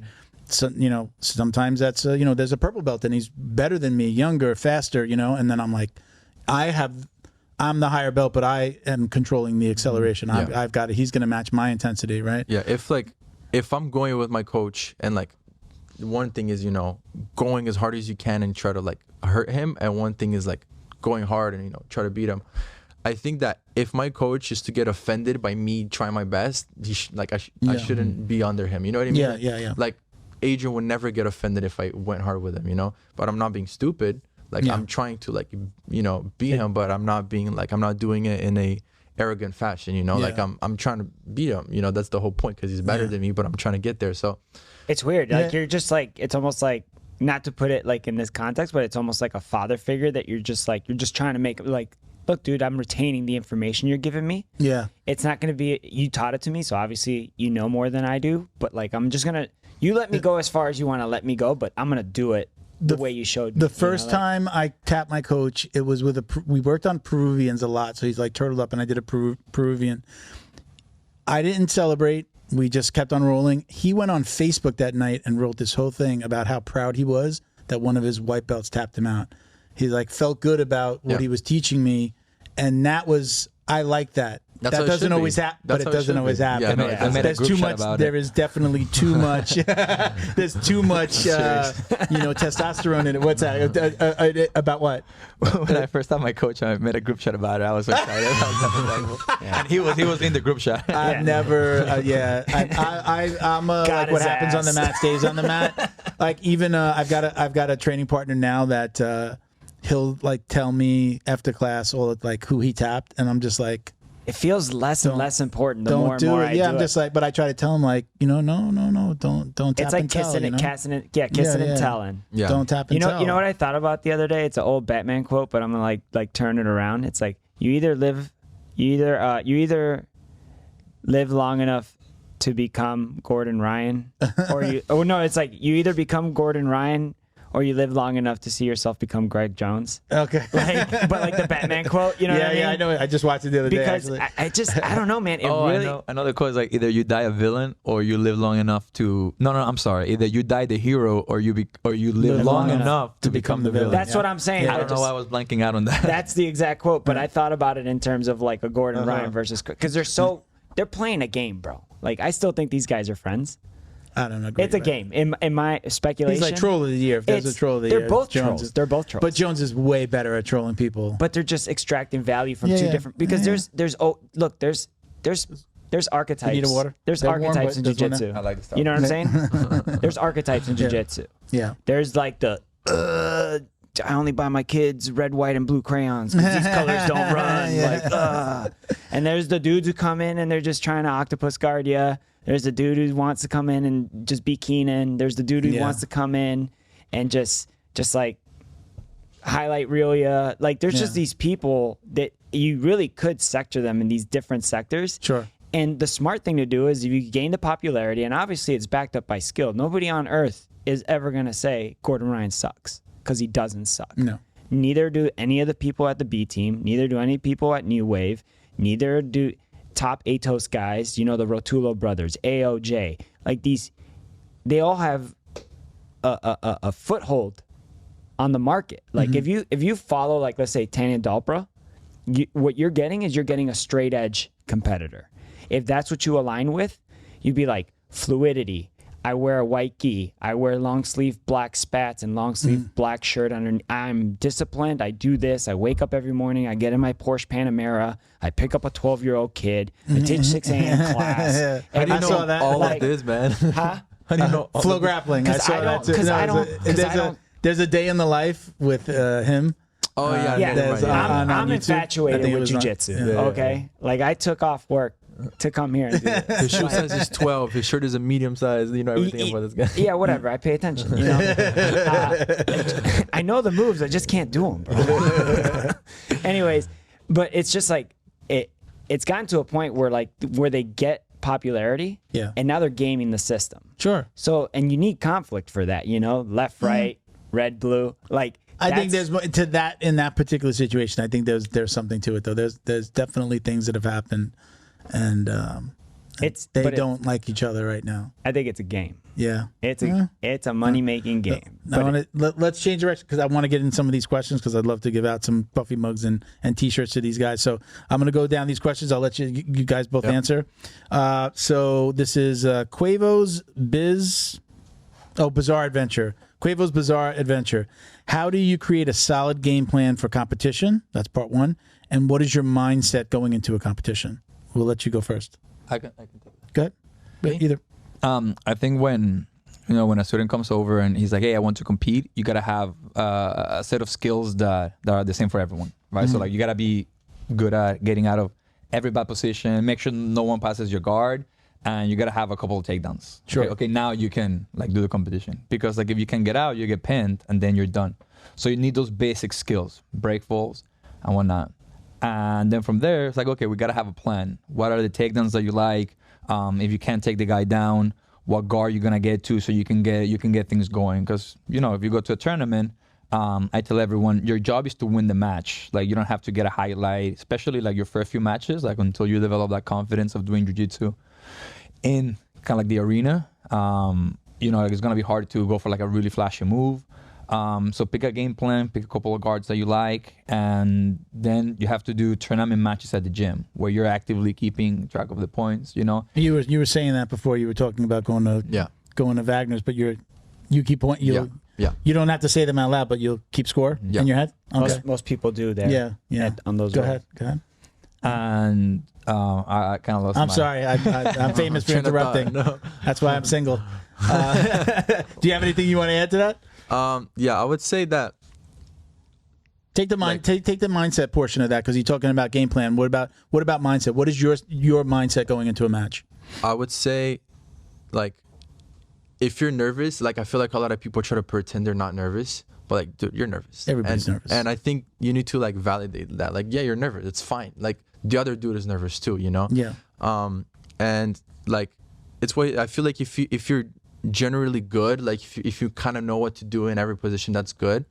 And I think that confidence ultimately comes from like your skill set, right? Like you're not going to be scared or hesitant to commit to a guard pass if you know that if you trust to sweep you, you're not going to get swept, you know? Mm-hmm. So I think a lot of the mindset is translated from your training. Like if you know you're good, like if you're good at passing guard, you're not going to be scared to go into a match and pass the dude's guard, you know?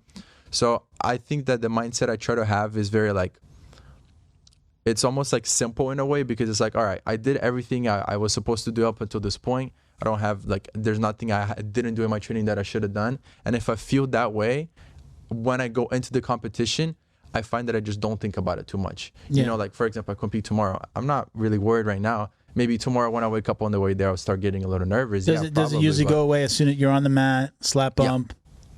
Yeah. Now definitely. Yeah, I think that you've done all the preparation. I kind of feel like that usually goes away at that moment. Yes, I would say so. I think that if you know that you did your best in preparation, you're not gonna be like having doubts or things. And if you do, that's normal, you know. But like, don't try to like get in your head too much, you know. Sure. Go into it thinking like, okay, like I did everything I was supposed to do. I have no control over what the outcome's gonna be. I don't know if I'm gonna win or lose, and I'm going to make sure that if I do lose, it's because he was better than me. Sure. It's not going to be because like I didn't sleep enough or didn't eat good or anything like that. So I try to make it so that everything that's under my control, I do my best in. And what's not, I try not to think about it too much. And then if I do, which is, you know, it can come naturally, like I can just start having doubts out of nowhere. I'm like, okay, like it's fine. Like I have these doubts, but like I can't control them, so I'm not gonna worry about it. This flows right into the next question, and I'll let Adrian take this one. So this is from Instagram. Blue can do it.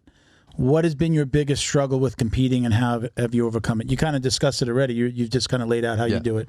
What about you? Yeah. So what I was gonna say also about the mindset. Like many people, I think I was very scared always of competing because of the outcome. Like, okay, like what's the worst that could happen? You know, I could get injured. Oh my God, my training partners are gonna see me lose. Right? Exactly. I think that's one of the biggest worries. Is like, oh my God, I'm gonna shit the bed. Exactly. Right? So like, if you you're going with the mentality that your number one goal is not to get hurt, and your number two goal is not to get highlighted, like you're fine. Because I mean, everyone loses. Gordon Ryan lost a bunch as he was coming up. So if you put that in your head. I was like, okay, losing is okay as long as you don't get hurt and as long as you don't get highlighted, because it sucks to see you getting, you know, like flying armbar or something for like the next 3 months or something on your Instagram reel. So personally, your biggest struggle? That was it? Yeah, okay. That was it, because it was always like, you know, like as a coach, man, like I don't want to go in and compete and I don't want my students to see me lose. Yeah. But like, you know, like I told myself like, hey, it's okay if I lose, you know. You're teaching them something in that moment as well. How you handle it, how you handle the loss is something that they're being taught. Correct. And also have to remember that, you know, like the people that like learn from me, they are not learning from me for my ability to win tournaments and stuff. They're coming and hang out with me because of what I could do for them, like what I can teach them. Sure. You know? And we are in a position like literally like Miguel, you, Mia, and Rico, that right now our livelihood does not depend on competing. So we could go to a tournament, get completely wrecked, and then our life is fine. And none of our friends are gonna be like, "Hey, yeah, dude, you suck because you lost." It's the opposite. It's the opposite. Yeah. It takes a lot of guts to sign up for a tournament, and those people that have done it, it's very intense, very difficult. Okay. And in the future, of course, Enrico wants to go professional, and he has all the tools to do so. So one day, you know, the pressure is greater on him, but he can handle it. You got to work up to it. Yeah. And then and I see this a lot, you know, in my gym and other even in the military.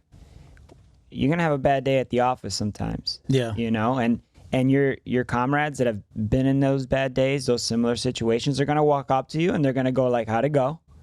All right, cool.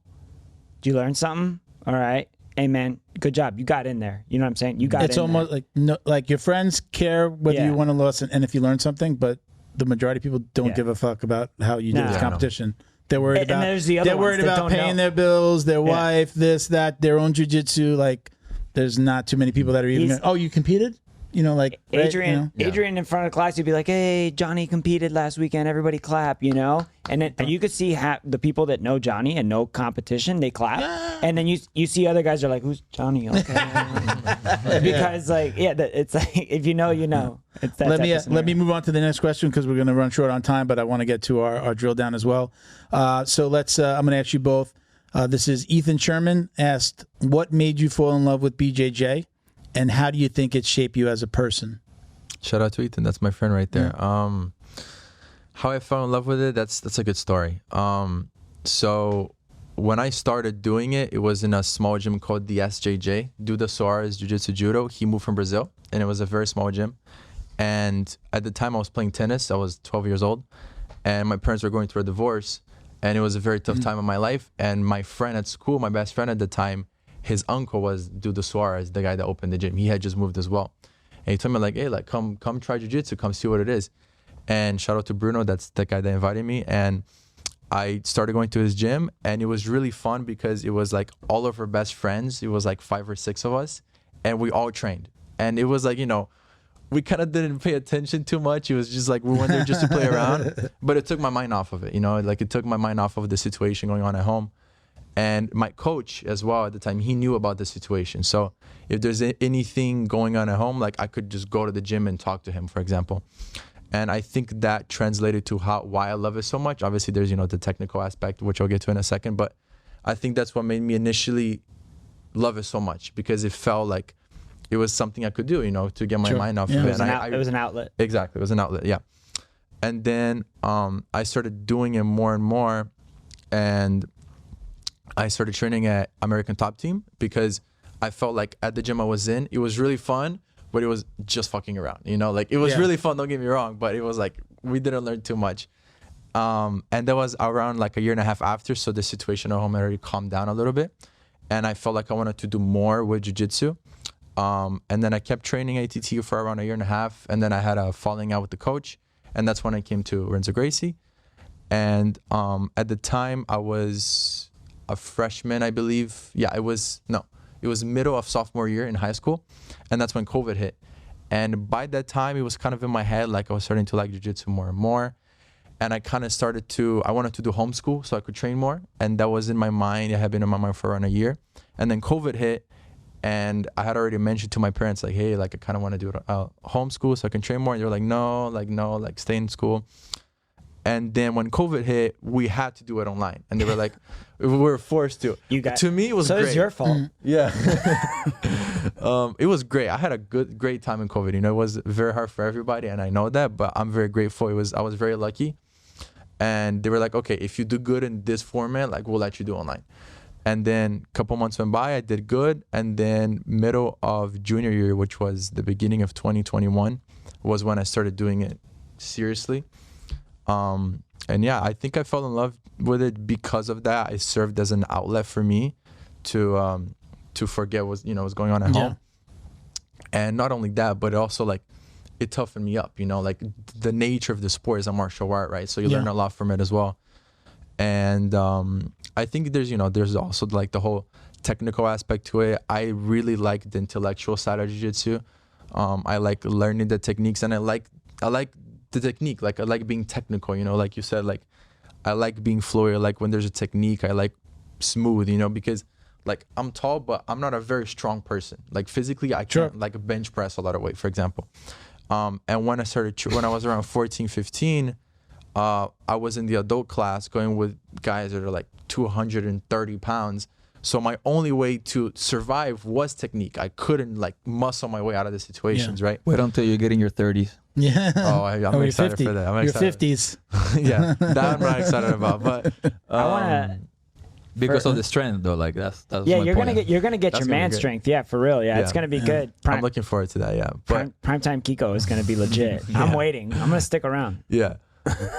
So I would say like, and it's like when I started learning the technique, I started like beating those people. I was like 14, 15. I was a gray belt, and I was, doing good against purple belts. So I was like, this is great. Like I'm actually doing pretty good here. So that I really like the technical aspect of it, and I really like how it served as like an outlet for me. Okay. So I think that's why I like it so much. Very cool.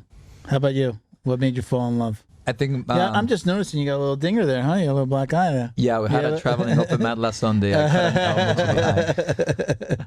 I think many of the skills that you learn in jiu-jitsu translate to real life. My math teacher told me one time, I asked him, like, hey, what do we have to learn? Like all these stupid formulas. Like, when am I going to need how to replace a square or solve a quadratic equation? And he explained to me, listen, like, you're not going to have to physically do these equations, but the skills that you learn from solving them help you find different ways to get to the same result, to the correct answer. So in jiu-jitsu, like, finding different ways to get to the same technique, to the same submission, to take someone's back, like, it starts to ingrain something in your brain where you're in the real world and you got problems, you start figuring out different solutions to the same problems. Correct. Right. So the problem solving, that's one of the parts that I like the most about it. When I first started jiu-jitsu, I just found that it was a lot of fun. Even if jiu-jitsu was the worst martial art you could do in terms of total defense, it's so fun. I would still do it just because it's a lot of fun. Also, there's no hitting, so like there's a very low chance of you getting hurt. So that's what made me want to do jiu-jitsu. And then I actually fell in love with it over time. Like at the beginning, I was like, hey, yeah, this is fun. And then I got deeper and deeper, and I was like, yeah, this is something that I want to do for the rest of my life. And it's something that you could definitely do for the rest of your life, because like, you couldn't do taekwondo for a really long time. That's the second, like that old quote that's like, every man has two lives. Their first life, and then when they realize that they're going to die and it's their only life, and then they start their new life. I feel like in jiu-jitsu, you feel the same way. You have your jiu-jitsu life, and then you're like, oh, if I want to do this for the rest of my life, I have to start taking care of myself, eating right, stretching. You have to make sure that you can make inverting. it. Stop inverting. And you start making decisions in your personal life so that you're better at jiu-jitsu. So you could do it for the rest. And my question to Adrian would be like, now you're behind the curtain. Now you're in the grind. You have to come to work. Sometimes I'm sure it feels that way. Are you falling in love with being a coach, with like owning a gym? Like, how's that? Sometimes, let me add, like, sometimes when the passion becomes the job, you lose the passion. Nah, I really like it. Like, I look forward to train every day. The part that's annoying, it's the behind the curtains, is like the corporate stuff, like the business side. Yeah, like every Friday I gotta do payroll. Like, I gotta pay this guy. Like, once I get out of here, like, I sit on the computer and send stuff to my hey, how many hours did you work, bro? Like, like following this guy, following like also like the gym. Like, everything decides to get broken. Like, at the periodically, same time, right? Yeah. So it's like changing lights, fixing the AC, and it's my responsibility. That's the annoying part. But training every day is pretty cool. The business of the business. Like, I was training before I got here, and now that I have some power, I get to like figure out the schedule. For example, like I've always liked gi. Well, I've always done gi a lot more, but recently, the last few years, I started to fall in love more with no gi. And I think I personally think it's a lot more fun. It's a lot more dynamic. Yeah. I think for self-defense situations, it's also better because of all the wrestling. And whereas the gi is good, you will get more out of no gi. That's my thought. Okay. So I was able to like, hey guys, like, who wants to make this gi class no gi? And then let's do it. And all right, now it's no gi. Done. I didn't raise my hand, but now I like no gi more now. I'm not gonna lie. And also, I've been focusing more on no gi. Now when I do a gi class, it somehow feels easier. Like, in terms of like problem solving skill, because it's like, oh, I didn't have that lapel there before. I would have to like change my grip or change a post or do something like that. I feel like it makes you even more creative in the gi, because you're like, oh, I got handles. Yeah, it gives you more time to figure out your strategy. Not even that, you can move quicker. I think with the handles, it's like, it's so much easier to hit a duck under if you could yank on a collar and but that's if you know what you're doing. Yeah. If you're like on the receiving end of that, it sucks. It does, but the no-gi, I'm not, dude, I'm the hammer, I'm the nail, like everybody else. But I'm just saying, like, the no-gi, I feel like, almost like Jean-Jacques Machado says, it's like, he has no, like, it made his style better. Yeah. Hey, give me a second. Christian, do we got enough time? Like another 5-10 minutes? Are we in a rush or anything? No? Okay, cool. All right, so we're going to do, let's move on to we're going to do the last group of questions. We call it the drill down. Just a group of questions. I'll let you do I'll let you do it. He's only here to do this. Hold on. So with just our group of questions that we like, that are like the most submitted questions probably. So we just put them into the end of the show, and then we ask everybody the same questions. So we call this the The Drill Down. That's our sound effects guy. Right there. He's only here to do that one thing. You can go now, Bo. Thank you for showing up. No way, dude. I love Bo. Okay. So, all right. So we're going to go through these questions, and you can elaborate if you want. We can do them quick. It's up to you guys. So first question, gear preference, gi or no gi? There's nothing better than hugging sweaty men on the floor. So I would say no gi, definitely. No gi, and you just really answered it by saying no gi. So takedown or pull guard? Preference. Both. You gotta know both. Because if you're getting a fight, yeah, you gotta know takedowns, but you're not getting in a fight every day. What's your go-to though? What's your go-to like? Are you always going back and forth, or is it just takedown, like, man, I always see We're talking about jiu-jitsu in a vacuum. We're not talking about. No, definitely takedown. Not the advice, like you personally. How are you doing it? Yeah. What's in your heart? How about you, Enrico? I shamefully pull guard. All right, that's good. That's okay. Music during rolling. Yes or no? Yes, and I rotated. Yeah. It was salsa last week. Okay. Yeah, if it's not whatever he's putting, then it's good. Dude, If you got the dial, so you prefer music during rolling? Yeah. And if you had control of the dial, what would you be playing? Like 90s rap or like something Brazilian. Nice. Yeah, man, I like Enrico every day. Some spiritual. Dude, I was rolling with him last Friday, and like his song came on, and he got all fucking. So good. And he got all. His song came on. He has the nerve to like a song. No, but he got all motivated. Like this is literally the last roll. Yeah. What's the It song? was that Freebird song, you know, when the solo comes in. What song? Leonard Freebird. Skinner. Oh, Leonard Skinner? Oh, wow. Yeah, so The solo comes in. yeah, so it's a long song. Yeah. I got my ass whooped. Oh, you. Yeah, It was I was- his song, and you were rolling. Yeah. Oh, I was flying. Yeah. Yeah, I was.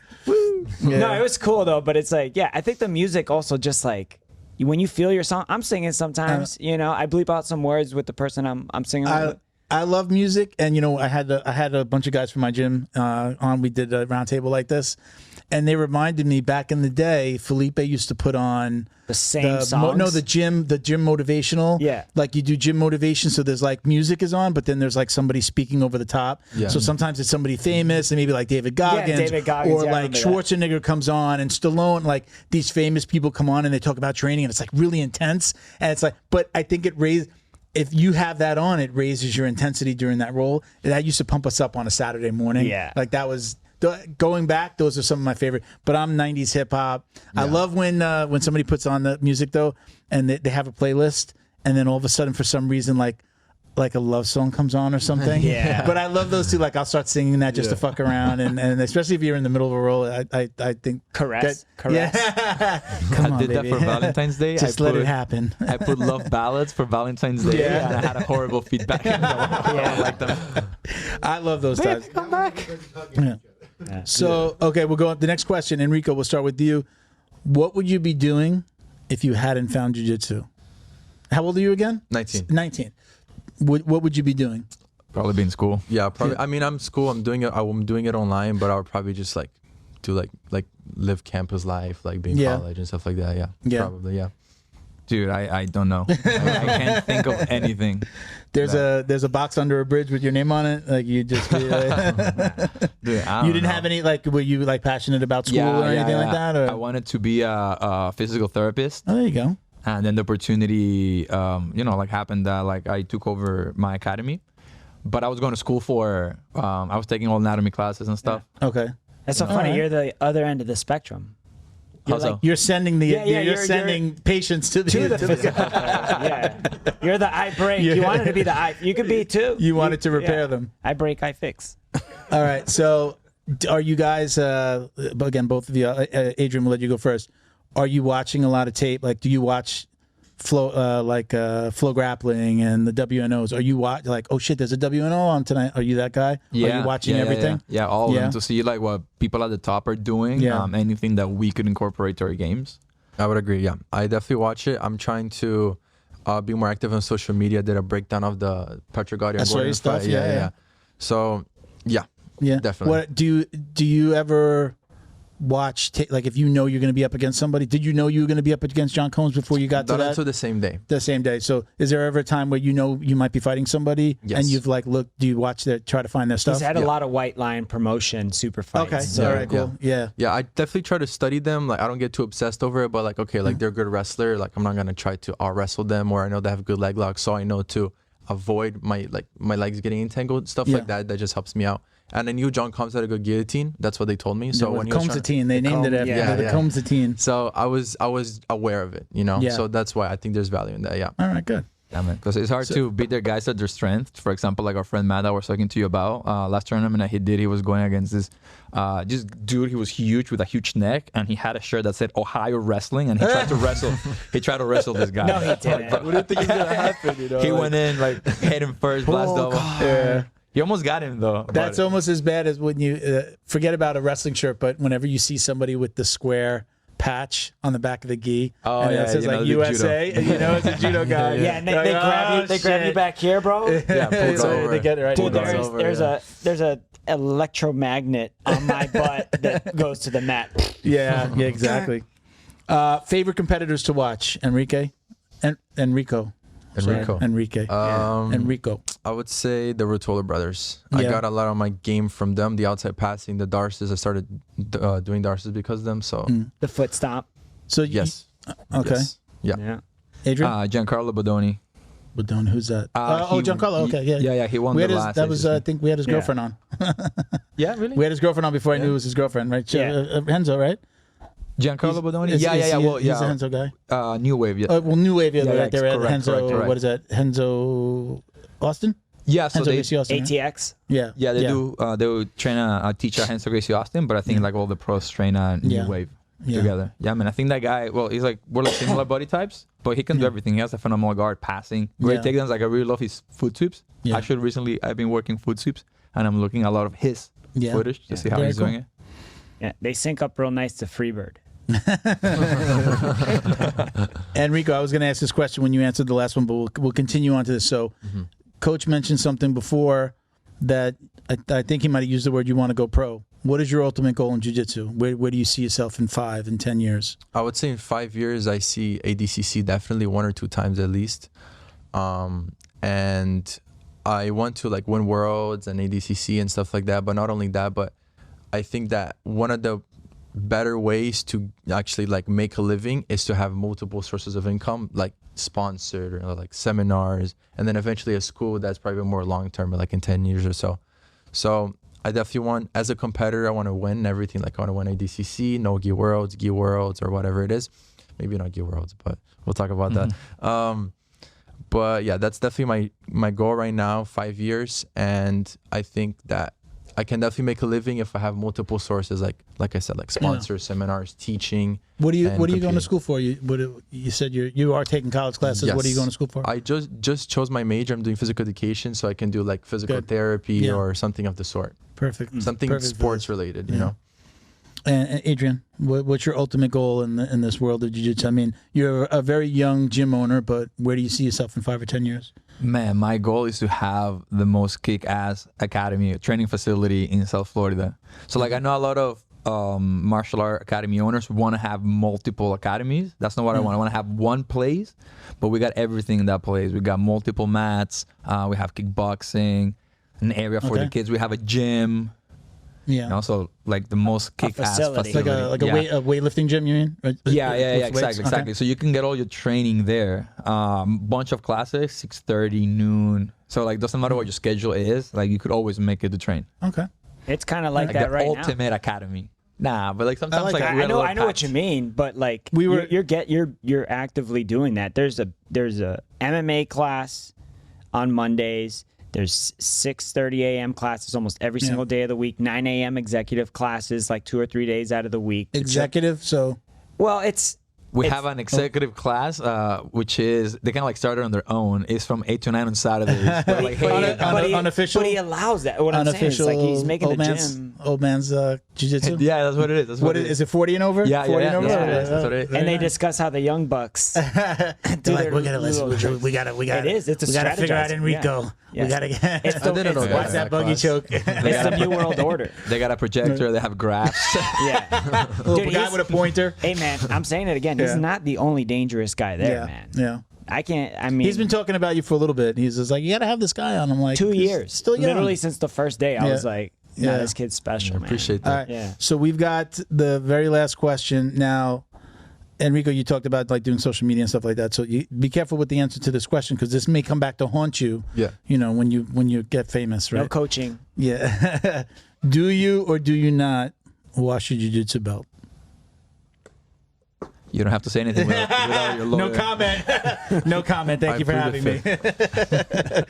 I plead the fifth. Plead the fifth? Yeah, plead What about you, I think AJ? that's the first plead the fifth. We're coming back to that. We're going to come back to that. Do you wash your belt? I think if it stinks, wash it. Yeah. Okay. Yeah. Come back to Enrico. You believe in the juju? You believe in the juju? I think the only reason you wouldn't answer it is because you don't wash your belt, which is fine. It's cool. It's okay to be disgusting. Well, Wagner doesn't wash his belt, and he looks down on you if you do. Oh, Wagner we had Wagner on. He looked at me like I had 4 fucking heads. He's like, what? Like he's right next to me, and he's just looking at me going like, what the fuck is wrong with this guy's washing his belt? If you're really good, you shouldn't be sweating in the first place, so you don't need it. No, I'm just kidding. That's the best answer ever. Best answer ever. We're gonna leave it there. Yeah, that's great. Yeah, leave it there. We're gonna leave it there. That's it. Wait until AC breaks down. Also, guys, we have 2 of our teammates competing tomorrow in Atlanta Open.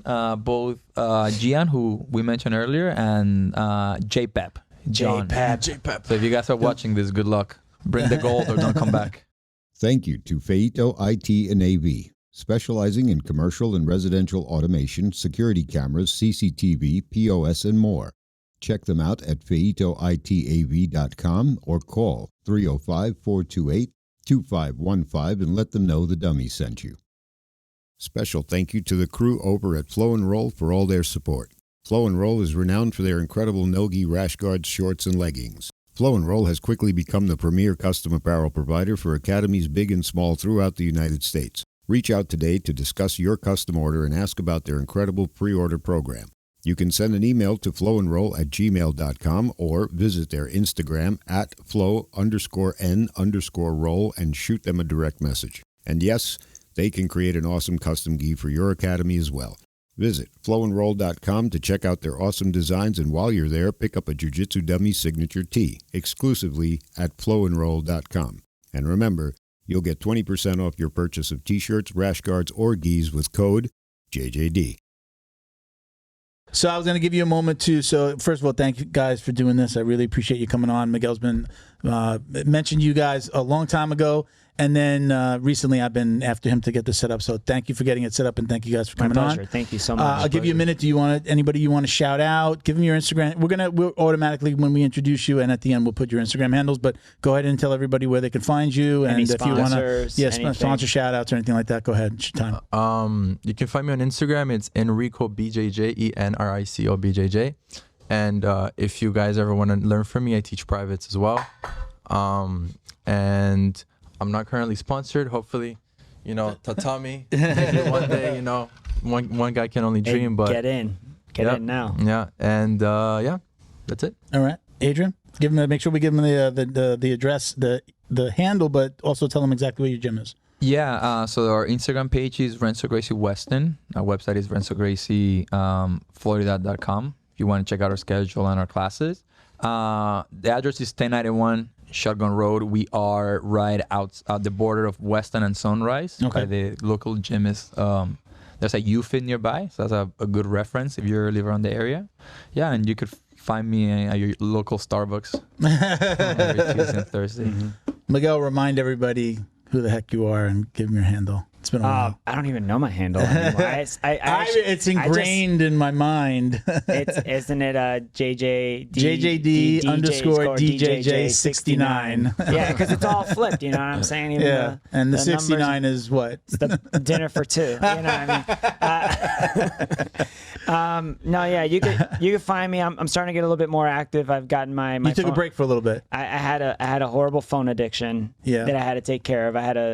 I've had a lot of good things happen in my life lately that have required my attention. That's why I've been away from the podcast. Sure. And I've had to settle into a new role at work. And I really didn't want to sacrifice my time with my family and jiu-jitsu. Because ultimately, I love talking about jiu-jitsu. I could literally do this shit all day. I know it. I love it. I love it. But man, do I love going to the gym, training with these guys, talking with these guys, and the environment, the culture. I would highly suggest, get your children into jiu-jitsu, whichever gym. Just know, do a trial, feel out the gym, see what the culture's like, see if you like it. There's red flags out there. They're easy to see. And there's more green flags than there are red flags. Just go out there and go train. All right. So again, everybody, thank you guys. Appreciate you. Hold on. Let's do it on air. Yeah. What do we got? Got some T-shirts for you guys. Hey. All right. Now, the only thing I'm out of is large, but I think if I gave you a large, it'd probably be short on you. I'm hoping that you is an XL too big? That's fine. So all right. So we give you guys. There's XL. There's a medium if you want to. Think your fiance is probably a medium. She can grab one as well. He is not a medium. A small. I'm sorry. Wait. So I should say I only have medium. My apologies. Let me. I don't want to insult anybody. Wow, she's a medium. So listen. Thank you everybody. Thank you guys for doing this. Thank you guys everybody for watching and listening. Check us out at Jiu-Jitsu Dummies for all the ways to watch, listen, and support. You can check me out at Uncle Milty BJJ on Instagram. Yep. And thanks for watching and listening, everybody. Peace, love, jiu-jitsu. Thank you, guys. Bye, guys.